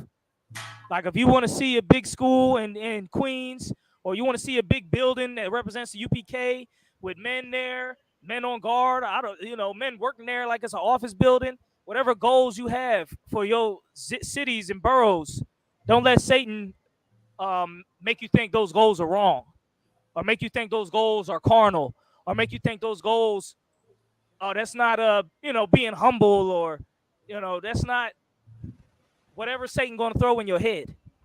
You know what I mean? If that's what your goals is. Swaki, sir, if I may, real quick. I didn't mean to cut you off, sir, but it kind of leads into my next question. To the brothers that may be young in the truth or new in the truth, maybe that be 50s or so on and so on, do you have any advice for brothers that are going to encounter demons in the dark? You know what I'm saying? They're gonna be encountering demons, you know what I'm saying? They might come across certain things, you know what I'm saying, to where they might feel flustered or whatever the case may be.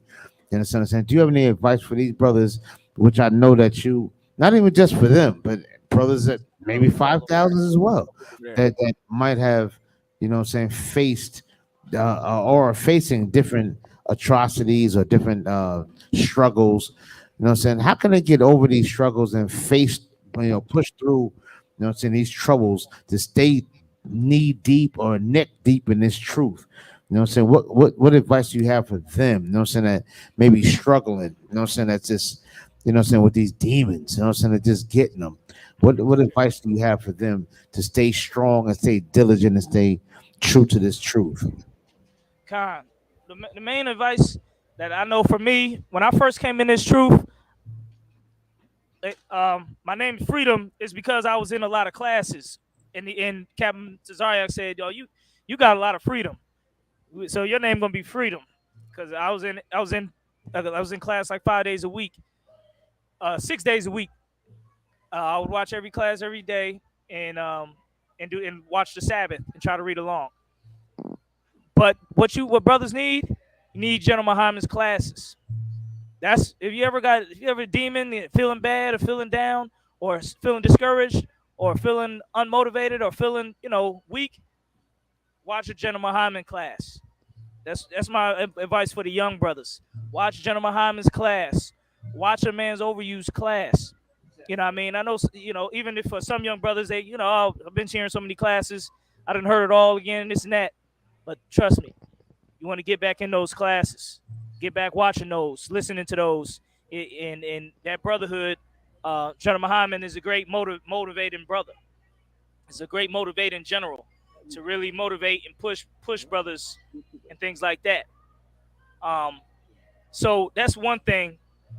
And there's a scripture in Apocrypha that says, "Do not." It's basically, I'm paraphrasing. It says, "Don't deny yourself a good thing." I'm paraphrasing. It says, "Don't deny yourself a good thing." And what it's talking about is, let's say you got some money, but you the type of brother that's saving. You always save your money. You always saving your money, trying to pay bills, trying to do this. But let's say you got some extra money one day. Do something nice for yourself. You know what I'm saying? Do something good for yourself with some of the extra money. The scriptures say, don't forget to do a good thing for yourself. So I go to say that to say this. Whatever your motivation is in the truth, be motivated by it. Let it motivate you. If it's getting to the next rank, let it motivate you. If it's getting 10 wives, let it motivate you. If it's just being the flyest man on earth, let it motivate you. You understand? If it's raising up the queens of the Bronx, let it motivate you. You understand? And strategize, man. Make them steps. Talk with brothers. Communication.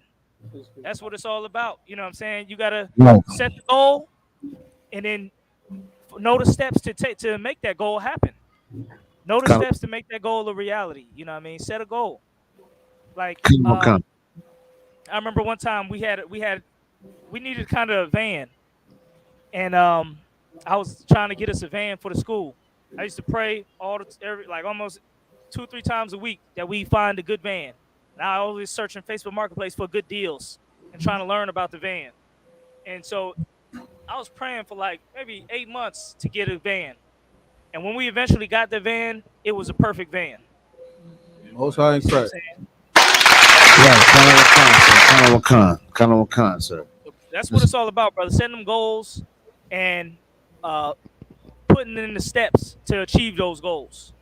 Putting in the steps to achieve those goals. Like I battled today, and I ain't gonna try to make it just about me because it's all the Lord. Right. I battled I taught in Spanish today.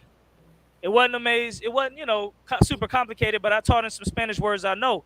But that didn't come from just let me just try it out one day. Like that come from years of trying to practice and trying to learn more words, more and more. I used to watch Netflix in Spanish, with Spanish words. So it'd be they speak in English, but the Spanish words at the bottom, and I'd be trying to match the words with what they're saying. Right. So I did that for like a whole winter, all winter, just watching Netflix in Spanish, in preparation for the times like this where we're gonna be in these other countries and stuff. So it's all so to get to this point, and at whatever point y'all brothers have, and anybody listening, put in that. I ain't gonna say put in that work, but you gotta strategize and have a vision and strategically set up the steps to get there, man. I got one more question, so it's probably gonna be my last question.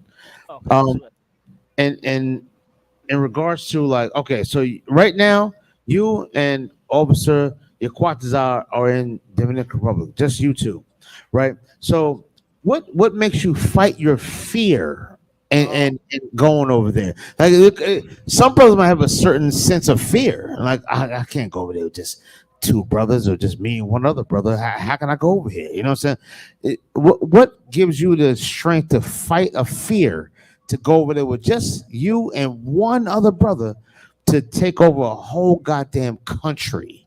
You know what I'm saying? Like there has to be not with you, sir, but somebody will face a fear in doing that. What makes you fight your fears, sir? All right, Khan. With this trip, it was more brothers that was scheduled to come, but some things happened last minute where they couldn't make it. It was two more brothers, Officer Nashak and Officer Darakia, and we would have video chats every week for about 3 months to strategize, like what we're gonna do this day, how we're gonna get the money, what hotel we're gonna stay at, what how we're gonna get around, how much money it's gonna cost. But sir, if I may, I don't want to interrupt you, sir. I'm sorry, sir. No, you good. Say all of them came through. Say they all came through. As a leader, what makes you fight your fears?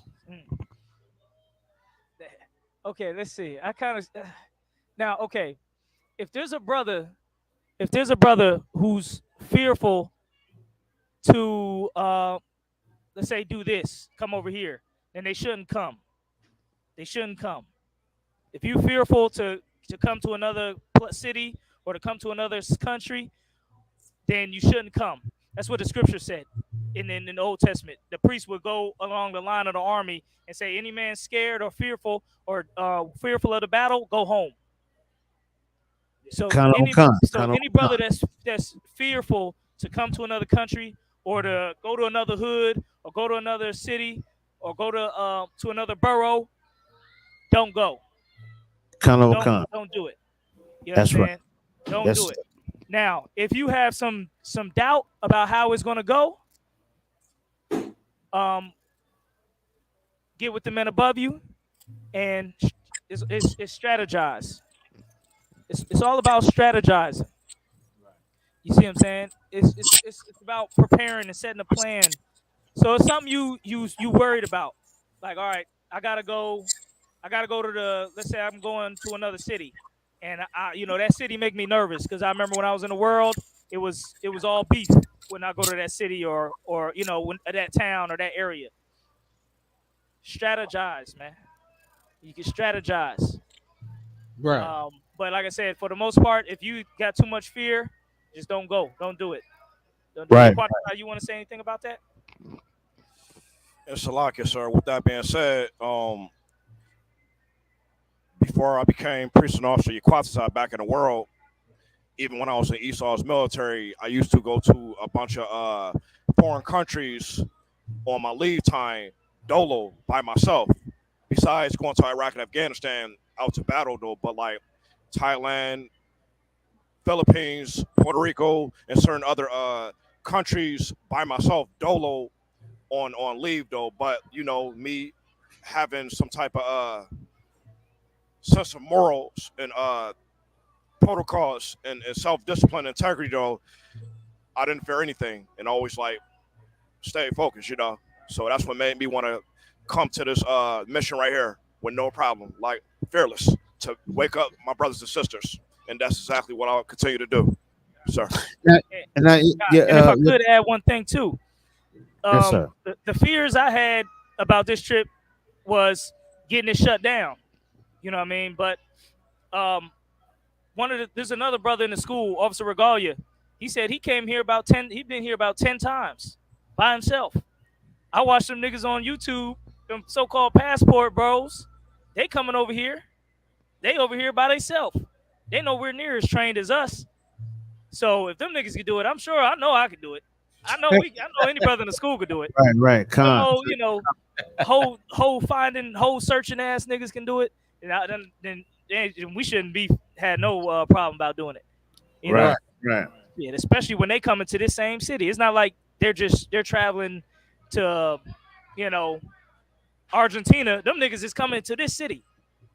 Right. Talking about some old, I'm a passport bro, and I come here and they by themselves. So, like I said, that's another thing that made me say, oh, hell nah. If them niggas doing it, then it shouldn't be no problem for us to do this shit. Con. Most High in Christ. Sir. If I may, sir, can I ask priest and officer Yaquatza a question, if I may, real quick? Officer Yaquatza, if I may ask you a question. Let me ask you a question. You coming from Buffalo, New York, which is the second biggest city in New York State. What you can't speak the language, but what gave you the drive to want to go out there to DR and do what you're doing? You don't even speak the language. What made you want to do that? You know what I'm saying? Tell the people, please. Hey, Salakia, sir, absolutely I will. When I was a kid, I took a little bit of Espanol in grammar school, though, like the basics, like como te amas and me gusta trabajar, little stuff like that. Now, in Esau's military, I knew a bunch of Issacharites, Ephraimites, Manassites, Simeonites, and so on, though. But then, even at Esau's military, it was something real spiritual that shows that they have some sort of compassion for their people, because really they knew we were the same people, though, even though we tightly hate each other. And when I went on leave to Puerto Rico the first time from my second tour in Iraq, though, I talked to some brothers that was in the military that had been deployed with me before, because they lived like in the outskirts of Puerto Rico, like in a country part, most of them. And I went there, had a rental, and then I had a tourist driver, which was a Dominican brother, which was nice too, though. And with that being said, the brothers I was with in the military went from Puerto Rico, though. They showed me some spots. Dominican tourist brothers showed me some spots. I was at war, though. I was at war over in Iraq and Afghanistan. So, not to act tough or anything, though, but just, it was worth a shot, though, to check it out, though. A lot of women there. I like the casinos there, And then when I went the second time, when I came back from Afghanistan, I was used to it, though. You know what I'm saying? I was starting to go out to places further throughout the mountains in Puerto Rico and go to other spots where the brothers stayed further out in the country, way out. Had the navigation system, staying out of trouble, though. And then before I got into the truth, though, is real spiritual, though, because when I approached myself to the Ephraimite brothers in Puerto Rico, though, out in the clubs or etc., though, it's a way how you address them, because they look just like they look regular street dudes like back in America, though, but you in a foreign country island that speak Espanol. So it's all spiritual, though, sir. And if I could, I'll say one thing. It looked like New York out here. There's some spots over here that remind me of New York. All you brothers from New York, when you come out here, you gonna be like, this shit look like New York. This shit look like one of them underpasses. With everybody waiting on the bus, everybody outside walking around. It really give that vibe out here, like New York. You know what I'm saying? I ain't even gonna lie. Hey, Salakia, Captain Kapash is absolutely correct, though, because when I was in San Juan, Puerto Rico, or even in the different cities like Carolina, Puerto Rico, though, it's like New York City in the Caribbean, pretty much. Dominican, right? San Juan, Santo Domingo, Dominican, San Juan, Puerto Rico, Jamaica. They say a lot of those places in the cities and in the slums and in the mountains look real similar. Yeah, right. Well, most High in Christ. Hey, Cap. That's why when you come in here next time, now we're gonna see you to the heights. You know what I'm saying? We gotta go to the heights where all Dominicans is at. It look beautiful. Yeah, we gotta I've been see to you out Jamaica, there Queens. Now you didn't tell us off, Cap. Yeah, I grew up in New Jersey, up in North Plainfield area. Or when I was in the world, I was living out that way. I'll tell you what, though, for all the brothers, any brothers watching and listening, We got 4 more trips, 3 more trips planned this year to come back. So we got 3 more trips. So if any brothers want to get on the team, just hit my inbox. Hit my inbox. I'll get you in the councils that we have, and you can be privy to the information because we're coming out here 3 more times. And on the 4th time, it's going to be in December. That's when we're going to hit the streets and have that camp. Most High in Christ, sir. You know what I'm saying? And look, we're gonna get down on that, Cap. We're gonna get down on that. Maybe we can talk privately. You know what I'm saying? Because my rib is from DR. She got a family with a farm and everything else, and we might be able to you speak Spanish. You'll be right at home out here, man. See. Trust me, you'll have no problem out here. No mucho poquito. I got it. You know what I'm saying? We got it. We got it, Cap. I'm with you, Cap. You know what I'm saying? I just wasn't prepared yet. But I would, you know what I'm saying? I'm with you, Cap. Yeah, you know we're gonna have multiple trips out here because there's some brothers on the ground out here already. There's another brother in another city, and there's a brother here. So there's 2 brothers out here already. And in December, we're gonna be here for a month. And every weekend of that month in December, we're going to have camp. So any brothers that want to come to the camp for them 4 weeks in December, they'll be able to just come for a weekend, have camp, and they can go home. But we'll be here for the whole month. Absolutely, sir. Hey, sir. Lord will, of course. You know what I mean? This is just the plans, the strategy. Yeah. Hey, if I may, sir, real quick, we just want to say from headquarters that we commend you. You know what I'm saying? We absolutely appreciate your efforts and your work. You know what I'm saying? You are a motivation, you know what I'm saying? Aspiration, you know what I'm saying? Everything. You know what I'm saying? We really appreciate what y'all doing out there. And we are following y'all. You know what I'm saying? We are following you. Whatever you post up on Facebook or Instagram or whatever, we following you. You know what I'm saying? We really appreciate your work, sir. You're doing a very good job, and you've been doing it for a very long time. And you are a lot of the reasons why we are in this truth. You know what I'm saying? So thank you to your service, sir. We appreciate you, and we thank you. And your Quatazar, we thank you for your strength and your motivation and your zeal for being out there with Captain Kaposh, man. You know what I'm saying? We greatly appreciate it. We greatly appreciate it. You know what I'm saying? Please keep pushing, keep going. We are watching. You know what I'm saying? We watching everything, sir. Thank you for everything, sir. We appreciate you, sir. God, that's the Lord for sure, man. That's the Lord for sure. That is definitely the Lord. You know what I'm saying? That is definitely the Lord. Absolutely. Well, listen, I can't wait to see you once again. I know we're going to be at one of these cookouts again because I know you moving the shaking and baking. You know what I'm saying? So I know you're going to be at one of these cookouts again, and I owe you a drink, sir. I owe you a drink. God, that's the Lord. That's the Lord. And here, look, let me give one more word of wisdom as far as like with strategizing and stuff. Like one thing that helped me even be able to afford this trip and to be able to think it out, because you need time to think to accomplish your goals. So what I do in the last 2 years or 3 years is I learned from a construction worker that in the winter there's no construction work. So I asked him how y'all survived in. He said we put up about $3,000 or whatever and pay our bills for the whole winter. So we just ride out the winter until we can get back out on work. But we just pay up the rent and the bills for the whole winter. So they don't really have to leave the house for the winter, basically. It's just everything's just paid. They can just do whatever. And I took that and I started doing that. So like me and my rib, we'll work for like, let's say we both work. Let's say like we got like 4 months and we calculate the money for them 4 or 6 months of work to pay the rent for the whole winter until the tax time. That way we don't have to go nowhere or do nothing in the winter. We could, if we want to, still go to a slave, but we don't have to. We can sit at home every day, all day. You know what I'm saying? And just not have to do nothing. But it's that type of those times where a person can really think clearly, man. And I encourage brothers to do things like that. The scripture says even the ant is feeble among all. It said it's harvest in the fall. Something like that. That's a fact. Y'all know that scripture's in Proverbs? The ant. Look up the ant. Right, yeah. We did a whole class on that, sir. We did a whole class. Let's get it. You want us to pull it, sir? You want us to pull it? Yeah, I pull it. Look up the word ant. Hold on, sir. Pull that real quick. Just go to a search where you're just looking up the word. We're gonna pull that. You know what I'm saying? Absolutely, sir.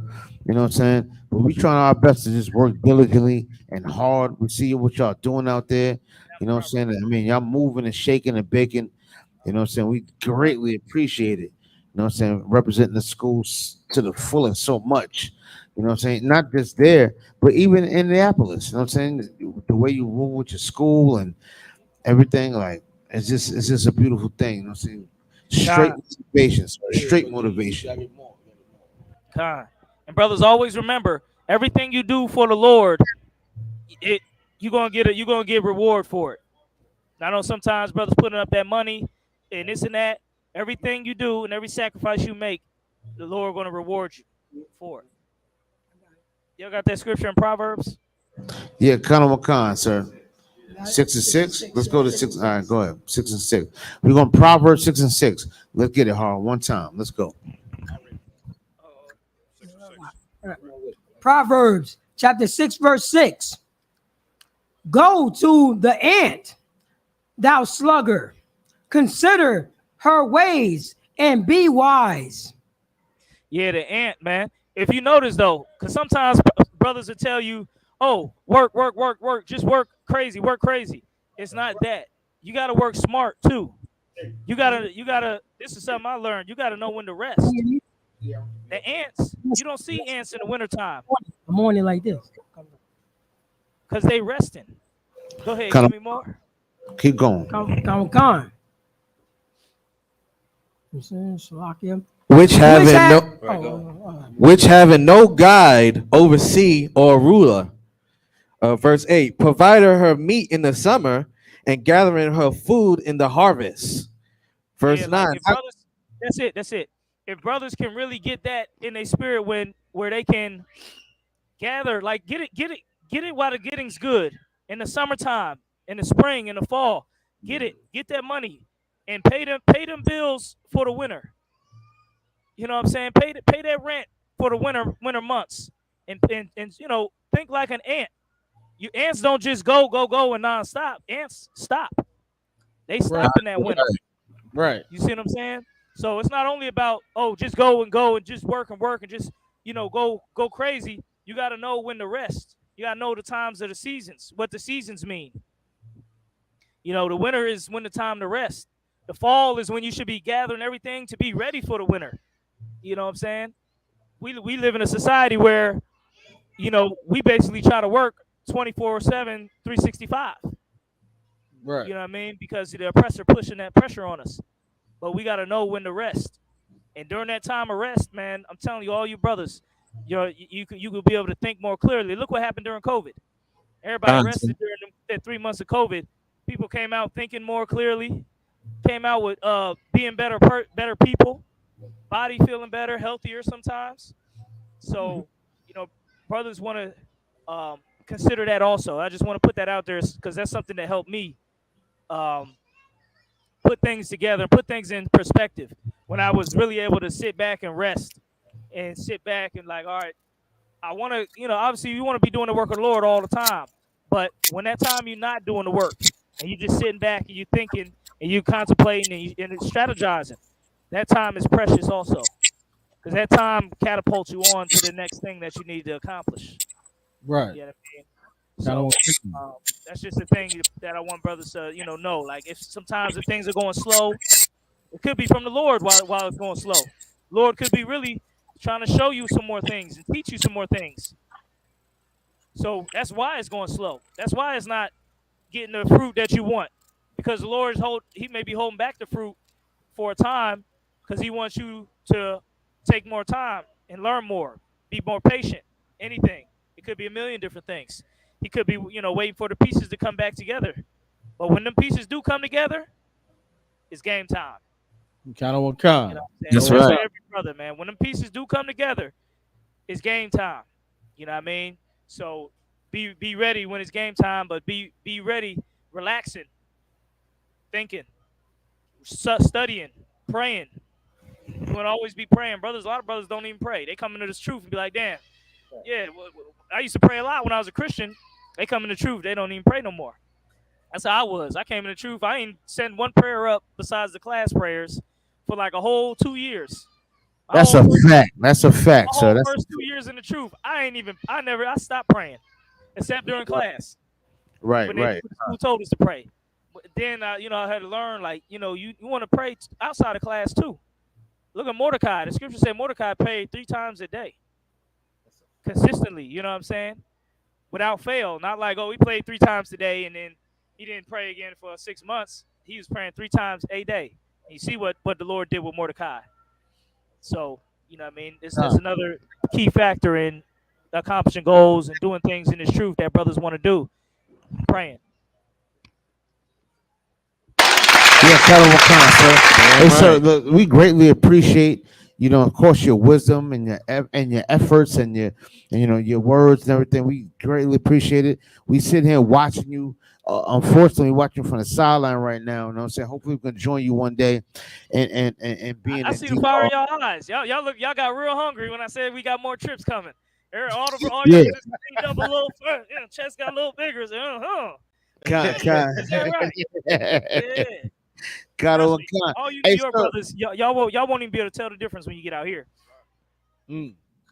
Yeah, Colonel Wakan, listen, we're going to do what we got to do, sir. As a quick If I question. could, real quick, just to put some numbers out there, the numbers, the plane ticket was about $330 round trip. The hotel, we shared a room. It was about $300, and we divided that by 2. And every day, you probably needed like $30 a day, $40, $50 a day to be comfortable with. Just if you want to just get whatever you want at any time. But if you budgeted about $30 a day, you can have food and transportation with that. So you don't need them. You don't need $5,000 to come out here. You see what I'm saying? Yeah, you gotta have a passport, but altogether you may need about $700 to pay for everything, the whole trip.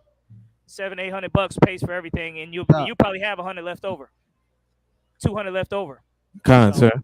If I could, real quick, sir, what other places will you be going? Were you going to Haiti? Where else are we going for the next following trip? Our second trip to Dominican Republic, we're going to a different city. It's called Santiago de Cabello.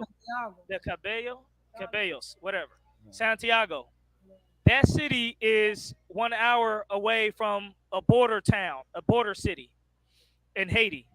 So the next trip, we're gonna go visit the border of Dominican Republic and Haiti on the next trip.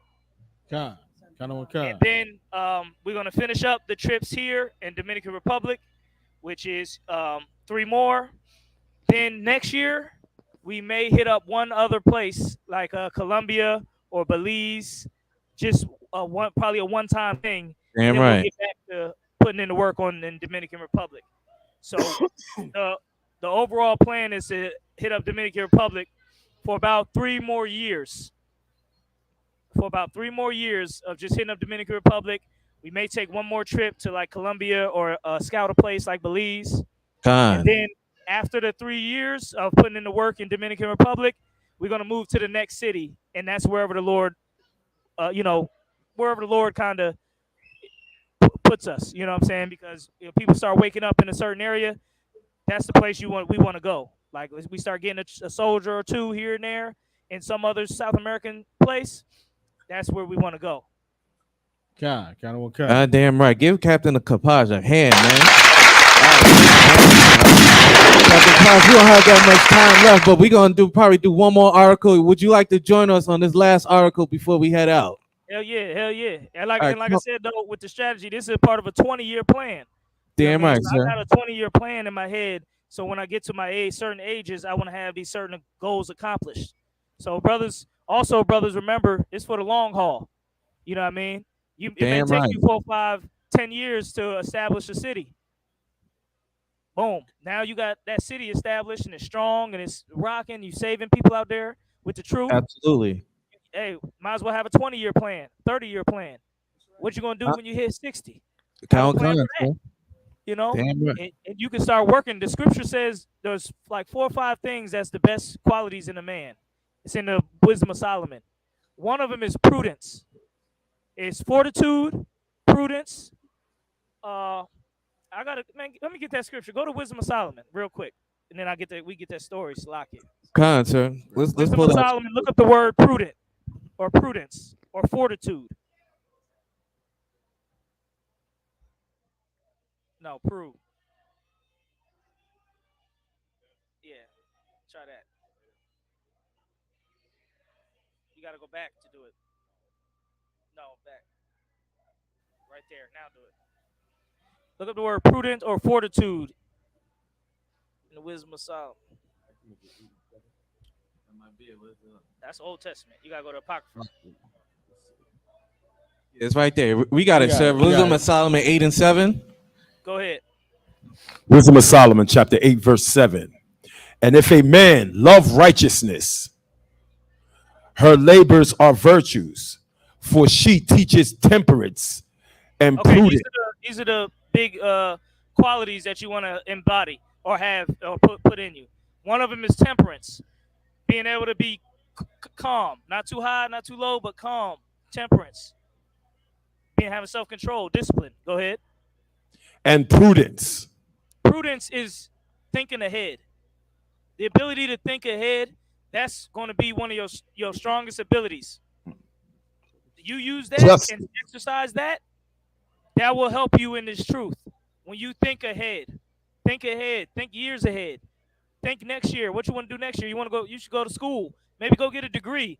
Then you'll make more money, and then you'll be easier to accomplish your goals 10 years from now. Whatever, you want to think ahead. That's one of the main things about, that's why I say strategizing. Like I planned for this trip for almost 8 years in the making. We came together for councils, had months of councils to get here to this point. Prudence, that's what the scriptures want. That's what the scriptures, the Lord want from us as a people. Prudence, to think ahead. Go ahead. Justice. Justice, you need that. You need to be the ability to do what's right, because you come out here, it's also temptation out here. You know what I'm saying? It's whores and stuff and sisters and this and that. You can't rib nothing up. Just because you came here one weekend, that's what you want to do. But your flesh, but that's not the right thing to do. You want to try to plan it out, so you can be like, I've known this sister for a long time or something, but that's justice. That's ability to know what's right, following the protocols. Go ahead. And fortitude. Continuously to, like you say, you thinking ahead for a goal. You keep working towards that goal, even though it gets hard, even though there's setbacks. Fortitude, it's like you stand strong, bullheaded on that goal, and you keep pushing and pushing towards that goal until you make that goal and that not dream. I don't want to say dream, but that goal or that vision a reality. And that's what we preach. The scripture says, where there's no vision, the people perish. So all of you brothers should have a goal for our people, a goal for things to happen. So, because it's a part of your leadership that you need that vision that's in your head. I know you got the addicted chaos. You want to see that website blow up. You want to see the the apparel blow up. You got to have that vision of what you want with that. What you want to see it in Paris. You want to have fashion shows at the next Passover. You want to have whatever. You want to have your fortitude to accomplish those goals. That what you see in your head, that vision. Y'all, without vision, our people can't have no vision without y'all brothers on that table. Without you three, four brothers right there having no vision, nobody else has no vision. Not none of them niggas on the streets, not none of the pastors, nobody. So your vision needs to be real, needs to become a reality when it comes to this truth.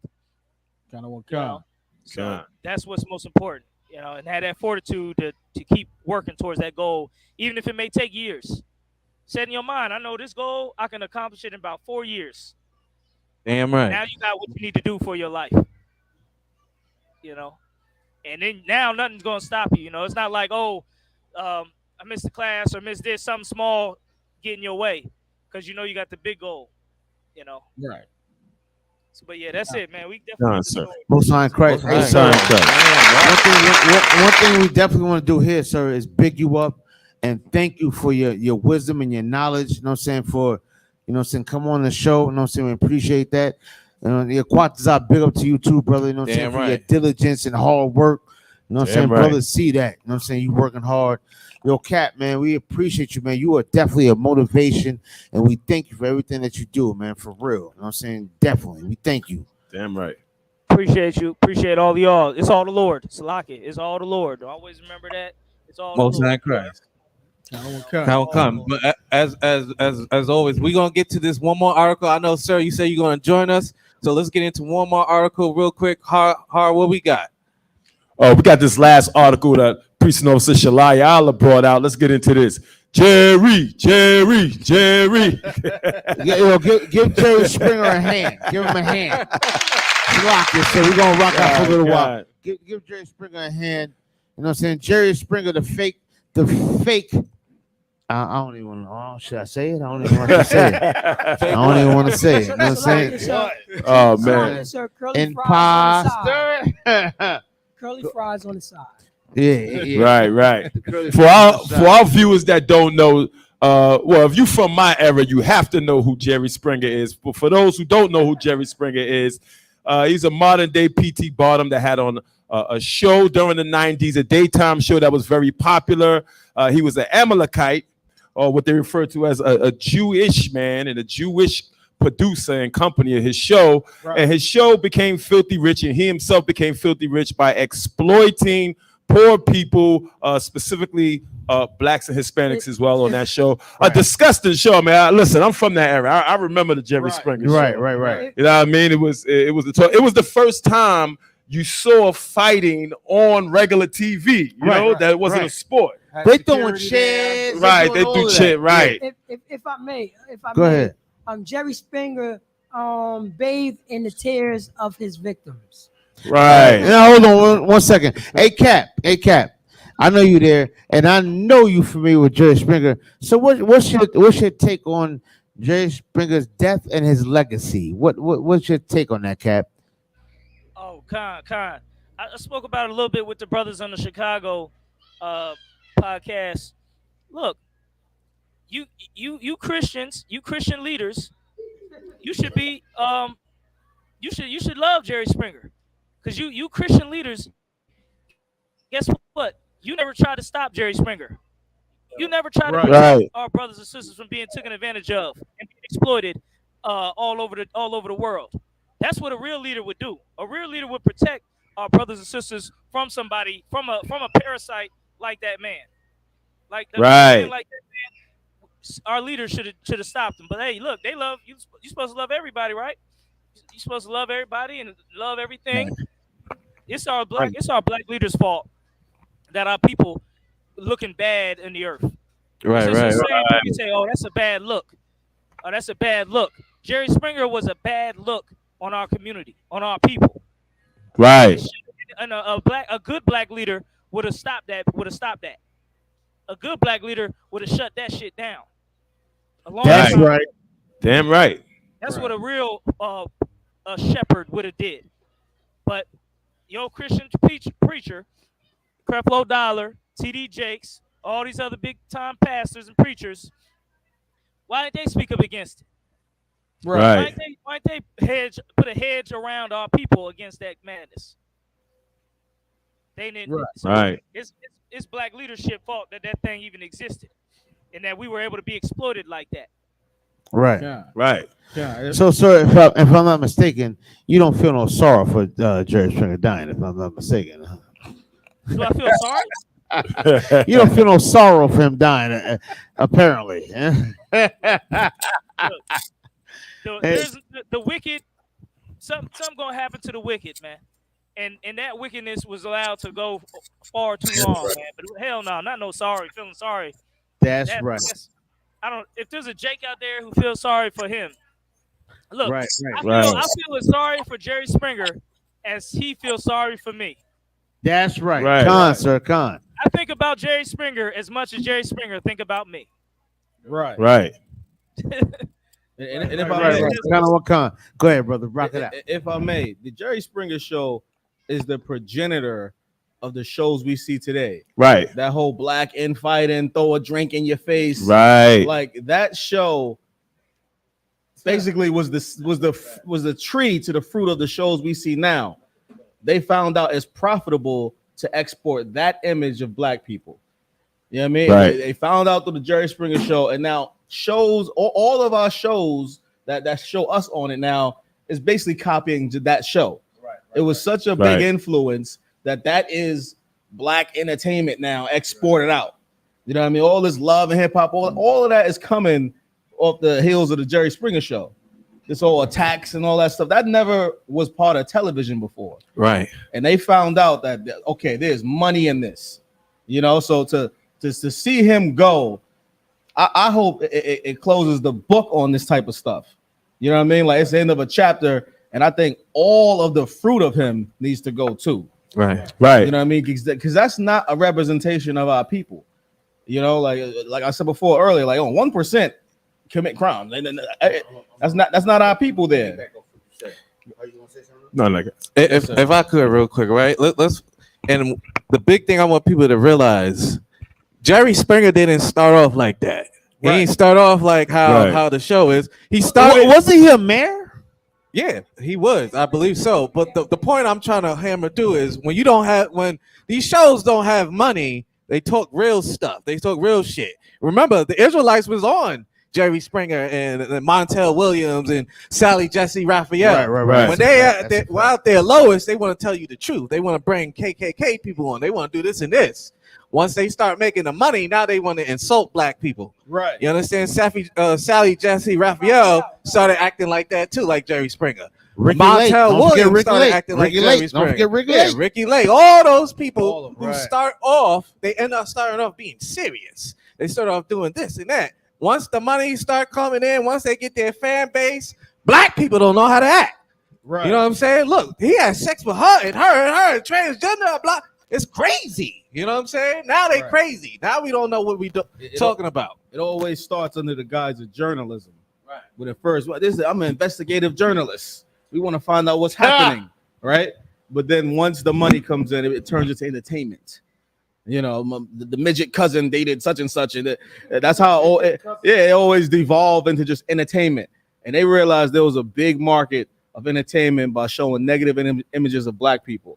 And listen, those images are the images that are exported throughout the world. They don't see the images of doctors, lawyers, none of that. So when you go other places, that's what they know you for. You know what I mean? They know you for the rah, all of that nonsense. And that's why these shows, they're not harmless. They're harmful. They're harmful because that is the image. Hold on a second. You said they're not they're harmless. So they're not harmless. They're not harmless, but they are harmful. Right, because people will say it's just a show. Break it's it harmless. down. No, it's harmful. It's harmful. Well, I'll give you a perfect example, right? China entered the global market in the 70s.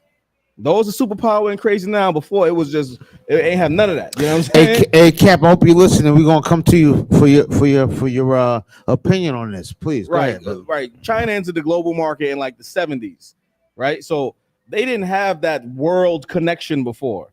You know what I mean? So you got to think about it. In the 80s, that's only 10 years old. In the 90s, only 20 years old. So they start their images of the other people are coming from that. You understand how they look at other people, other nations is coming from whatever images are imported to them. And that's what was imported to them. So they're getting influenced by outside entities. Exactly. So by propaganda. Right.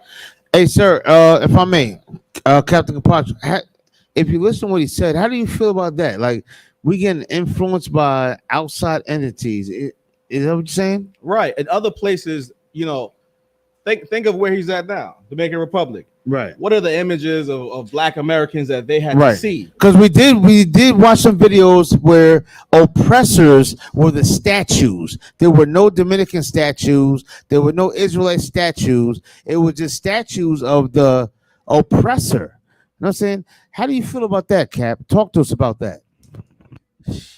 Hey, look, the oppressor is the devil the Bible speaks of. And he understands image. He understands the way things look.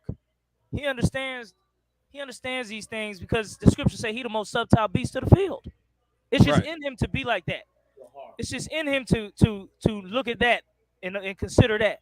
And guess what? He knows if he can put our image out there in the world. This is a scripture to talk about. He accused the brethren. It's talking about Satan. He accused the brethren day and night, basically saying, "Hey, look what the brothers, look what the Israelites are doing. Look what they're doing. They should get this. They should get that. They should get." That's what the oppressor does, man. He does that when he put these bad things all over the air and said it's all the black leadership. The black leadership should have put a hedge around this stuff and fix this thing. Guess what? The ISUPK is here now. The ISUPK is here now, and our image is becoming the standard for blacks, Hispanics, and Native Americans. That's right. It's hard to see, but guess what? Our image is becoming the standard because who else? Who else has a strong image out there? Who else? There's no other organization that has a strong image out there. Yeah, you got the Muslims here and there, but they lackluster and flustered. You got obviously the Christian image, but guess what? We destroying that every day. We destroying that every day with the truth. So the only image, the strong image that's continuously being pushed out here, that's continuing to grow strong and that doesn't have a stain on it, is the image of the Israelite school, universal practical knowledge, the Hebrew Israelite man of the ISUPK. That image don't got no stain. Our image don't have. There ain't no stain on these headpieces. Ain't no stain on these shields that a black man put it on. Ain't no stain on that war scarf. Ain't no stain, and we're gonna keep it stainless. You understand? Because the scripture said we're gonna appear. We gotta be white before the Lord. We gotta be dressed for the wedding and dressed in all white. And it ain't talking about wearing no goddamn white clothing. Right. That's talking about our image, man. That's talking about what we're known for. We known for righteousness. And guess what? We gonna keep rocking what we wear. One of the most powerful thing about us being boots on the ground here in San Domingo is what we're wearing.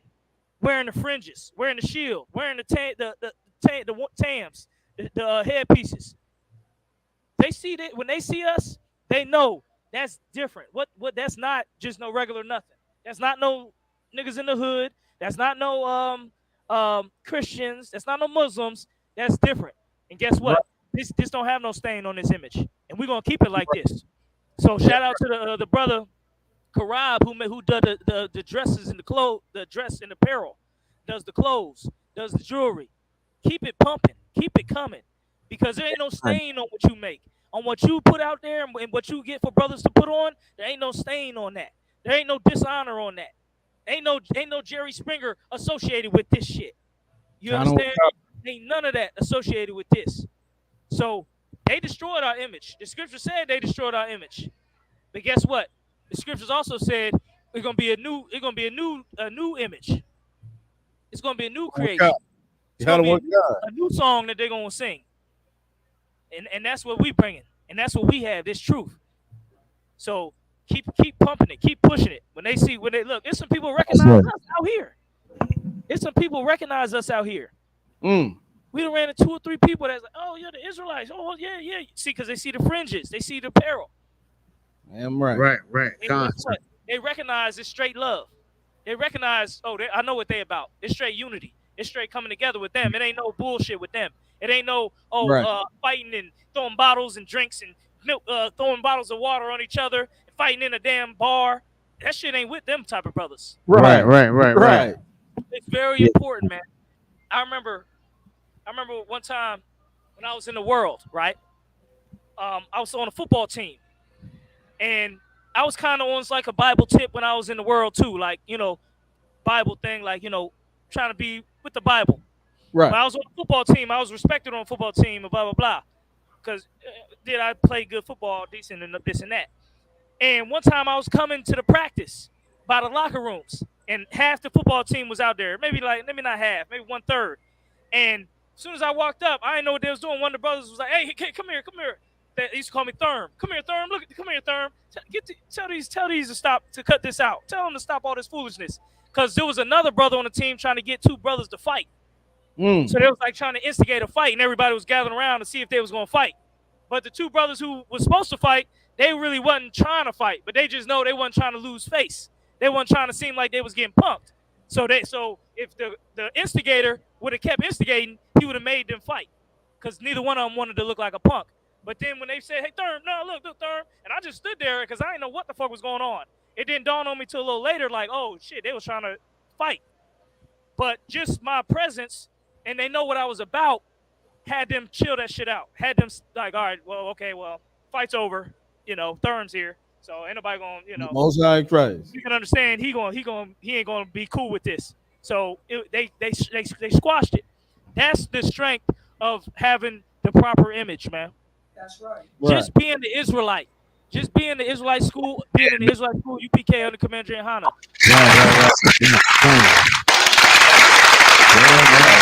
Damn right, but damn right. Hey, sir. Hey, No, go go ahead. Go ahead. Hey, sir. Go ahead. Whoever want to get in. We just want to appreciate you for rocking on, sir. You know what I'm saying? Everything. We got a council coming up, so we got a boogie on. You know what I'm saying? Right, but hold on, I want to hear what Karab wanted to say though, man. He seemed like he was about to grab the mic real quick. Yeah, oh no. So no, I was gonna say we actually do have to go. You know what I'm saying? Cut it short. You know, we usually could go for 4 or 5 hours. Oh yeah, we can go forever. As long as you want to go, we can go. Forever. But sadly I today appreciate y'all, brothers. It's the Lord. You know, it's always the Most High. It's always the Lord, man. Appreciate y'all letting us get on the show so we can, while we out here, we're not just bored or sitting around. We putting in work and letting our brothers know and talking to them. And that's what it's all about, man. I can't wait for some of y'all to be on our next trip. We got everything already set up. Just getting the Damn council right. ready. Absolutely, Damn sir. right, Give him a hand, please. Damn Give him a right. hand. Before we head out, can you please let people know 2 things: when you're leaving and where can they reach you at? That's right. Right. Are you talking about to come on a trip or just come with the truth or come what? No, everything, sir. nah, Everything. How can they get into the truth? How can they? What do they have to do to contact you, sir? They need to contact you. Christ. Anybody just send it. Hit my inbox. You brothers in the world. Just hit my inbox. Go to ISUBK Indiana on Facebook and shoot a message. Go to ISUBK.com. Go to get in the nearest school near you. Get in them classes. Time is short. We only got a little bit of time left. You understand? It's time to be children of the day and not children of the night. You understand? Lay up your folly ground, get right with the Most High, and bring forth fruits meet for repentance. That's all you got to do, man. So that's for our brothers who watching on the sideline. Get in with the brothers. Get to nearest school near you. ISUBK.com. Go to Google. Type in ISUBK. We're there. Most High in Christ, sir. And just for traditional purposes, hit him with the gunshot. Bong him. Hit. Gunshots! Damn right. Big up to you, sir. You know what I'm saying? You rocking and rolling. You know what I'm saying? We love you. We appreciate you. We gonna rock and roll. You know what I'm saying? We thank you, sir, for everything you're doing. All right. Yeah, how about Shimmy out Shah Rock a Thumb? Yeah, how about Shimmy out Shah Rock a Thumb? Gunshot him. Hit him. Shalom, sir. Yeah, damn right, man. Get the captain a hand. Yo, listen, man. Once again, this is Let It Be Known, episode 64. We live from ISUPK headquarters right here in Harlem, New York. It's going down. We got the man of the hour, the prince of the power, precinct officer Shalaya Allen in the building. Sign him off out of here, man. What up? Man. We got precinct officer Karab in the building, all the way from Long Island, New York. The white man. It's the damn right, man. It's the Yo, man, big shout out to that war report, precinct officer Yawala in the building, man. Money and muscles, it's going down, man. All the way from Yonkers, New York, precinct officer Bratazar in the building. Give him a hand, man. Damn right. And of course, I'm the mountain of the Most High, precinct officer Haya Allah, man. Yo, we getting up out of here. We got things to do. Damn Jerry Springer and his show, man. Big shout out to Captain Kapash out. He's out in Dominican Republic right now, pushing this truth. Make sure you support him. Make sure you support this truth, man. We're going to get up out of here. Anybody got anything else? Now, let's end it with a song. Let's pull a song real quick. Maury Porkovich Any song is you next. want. Yo, Maury. Damn right. The Lord's on your ass. It's on your ass, Maury. Yeah. On your ass, Maury. Let's play a song. He's gonna pass away more than 5 times. Yeah, damn right. Cue the cameraman. And the result is Maury's dying. Right. Yeah, let's get it. One time. One West to the death, baby. We out of here. Yo, we up out of here, man. And one song, we out, man. Big up y'all, One West. How y'all, let's get them.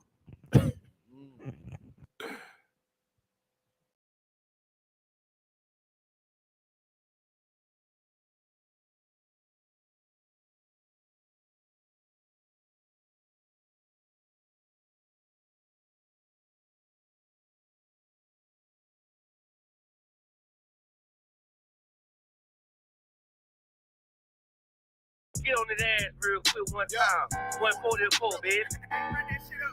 They said you get on, you gon' represent. I said, of course. Soon as they trade that beat, I ride that business like a horse. She about to go dumb, yeah, bitch, me whole court. You ain't know they call me Obi-Wan. I go with the force. You gon' ride, yeah, of course. Get it lit up like a torch. You either low or this Lord, so that bitch is either or. Yeah, I know them niggas ain't cut like that. I swear I'm to our core. Wait up, let me make a call right quick. I'ma start another war. I was hurting when she left, but I don't care about anymore.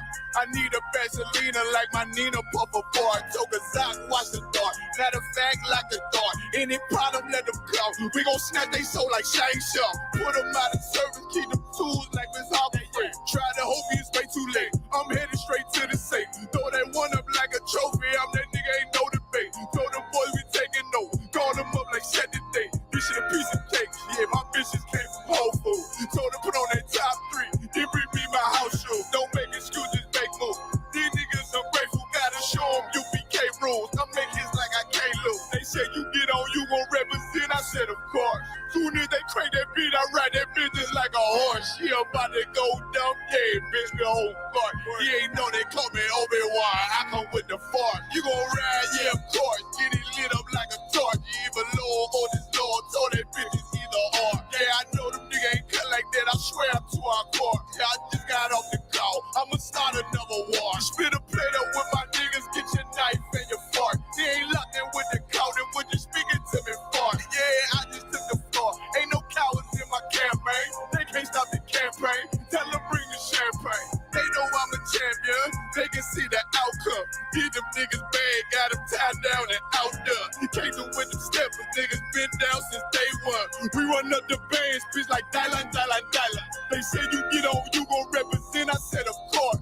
Soon as they crank that beat, I read that bitch just like a horse. Yeah, about to go dumb, yeah, bitch, we whole start. Yeah, ain't know they call me Obi-Wan. I come with the force. You gon' ride, yeah, of course. Get it lit up like a torch. You either low or this low, so that bitch is either or. I told you niggas, you ain't cut like that. I swear I'm to our car. And I just made it call. We gon' start another war. Yeah.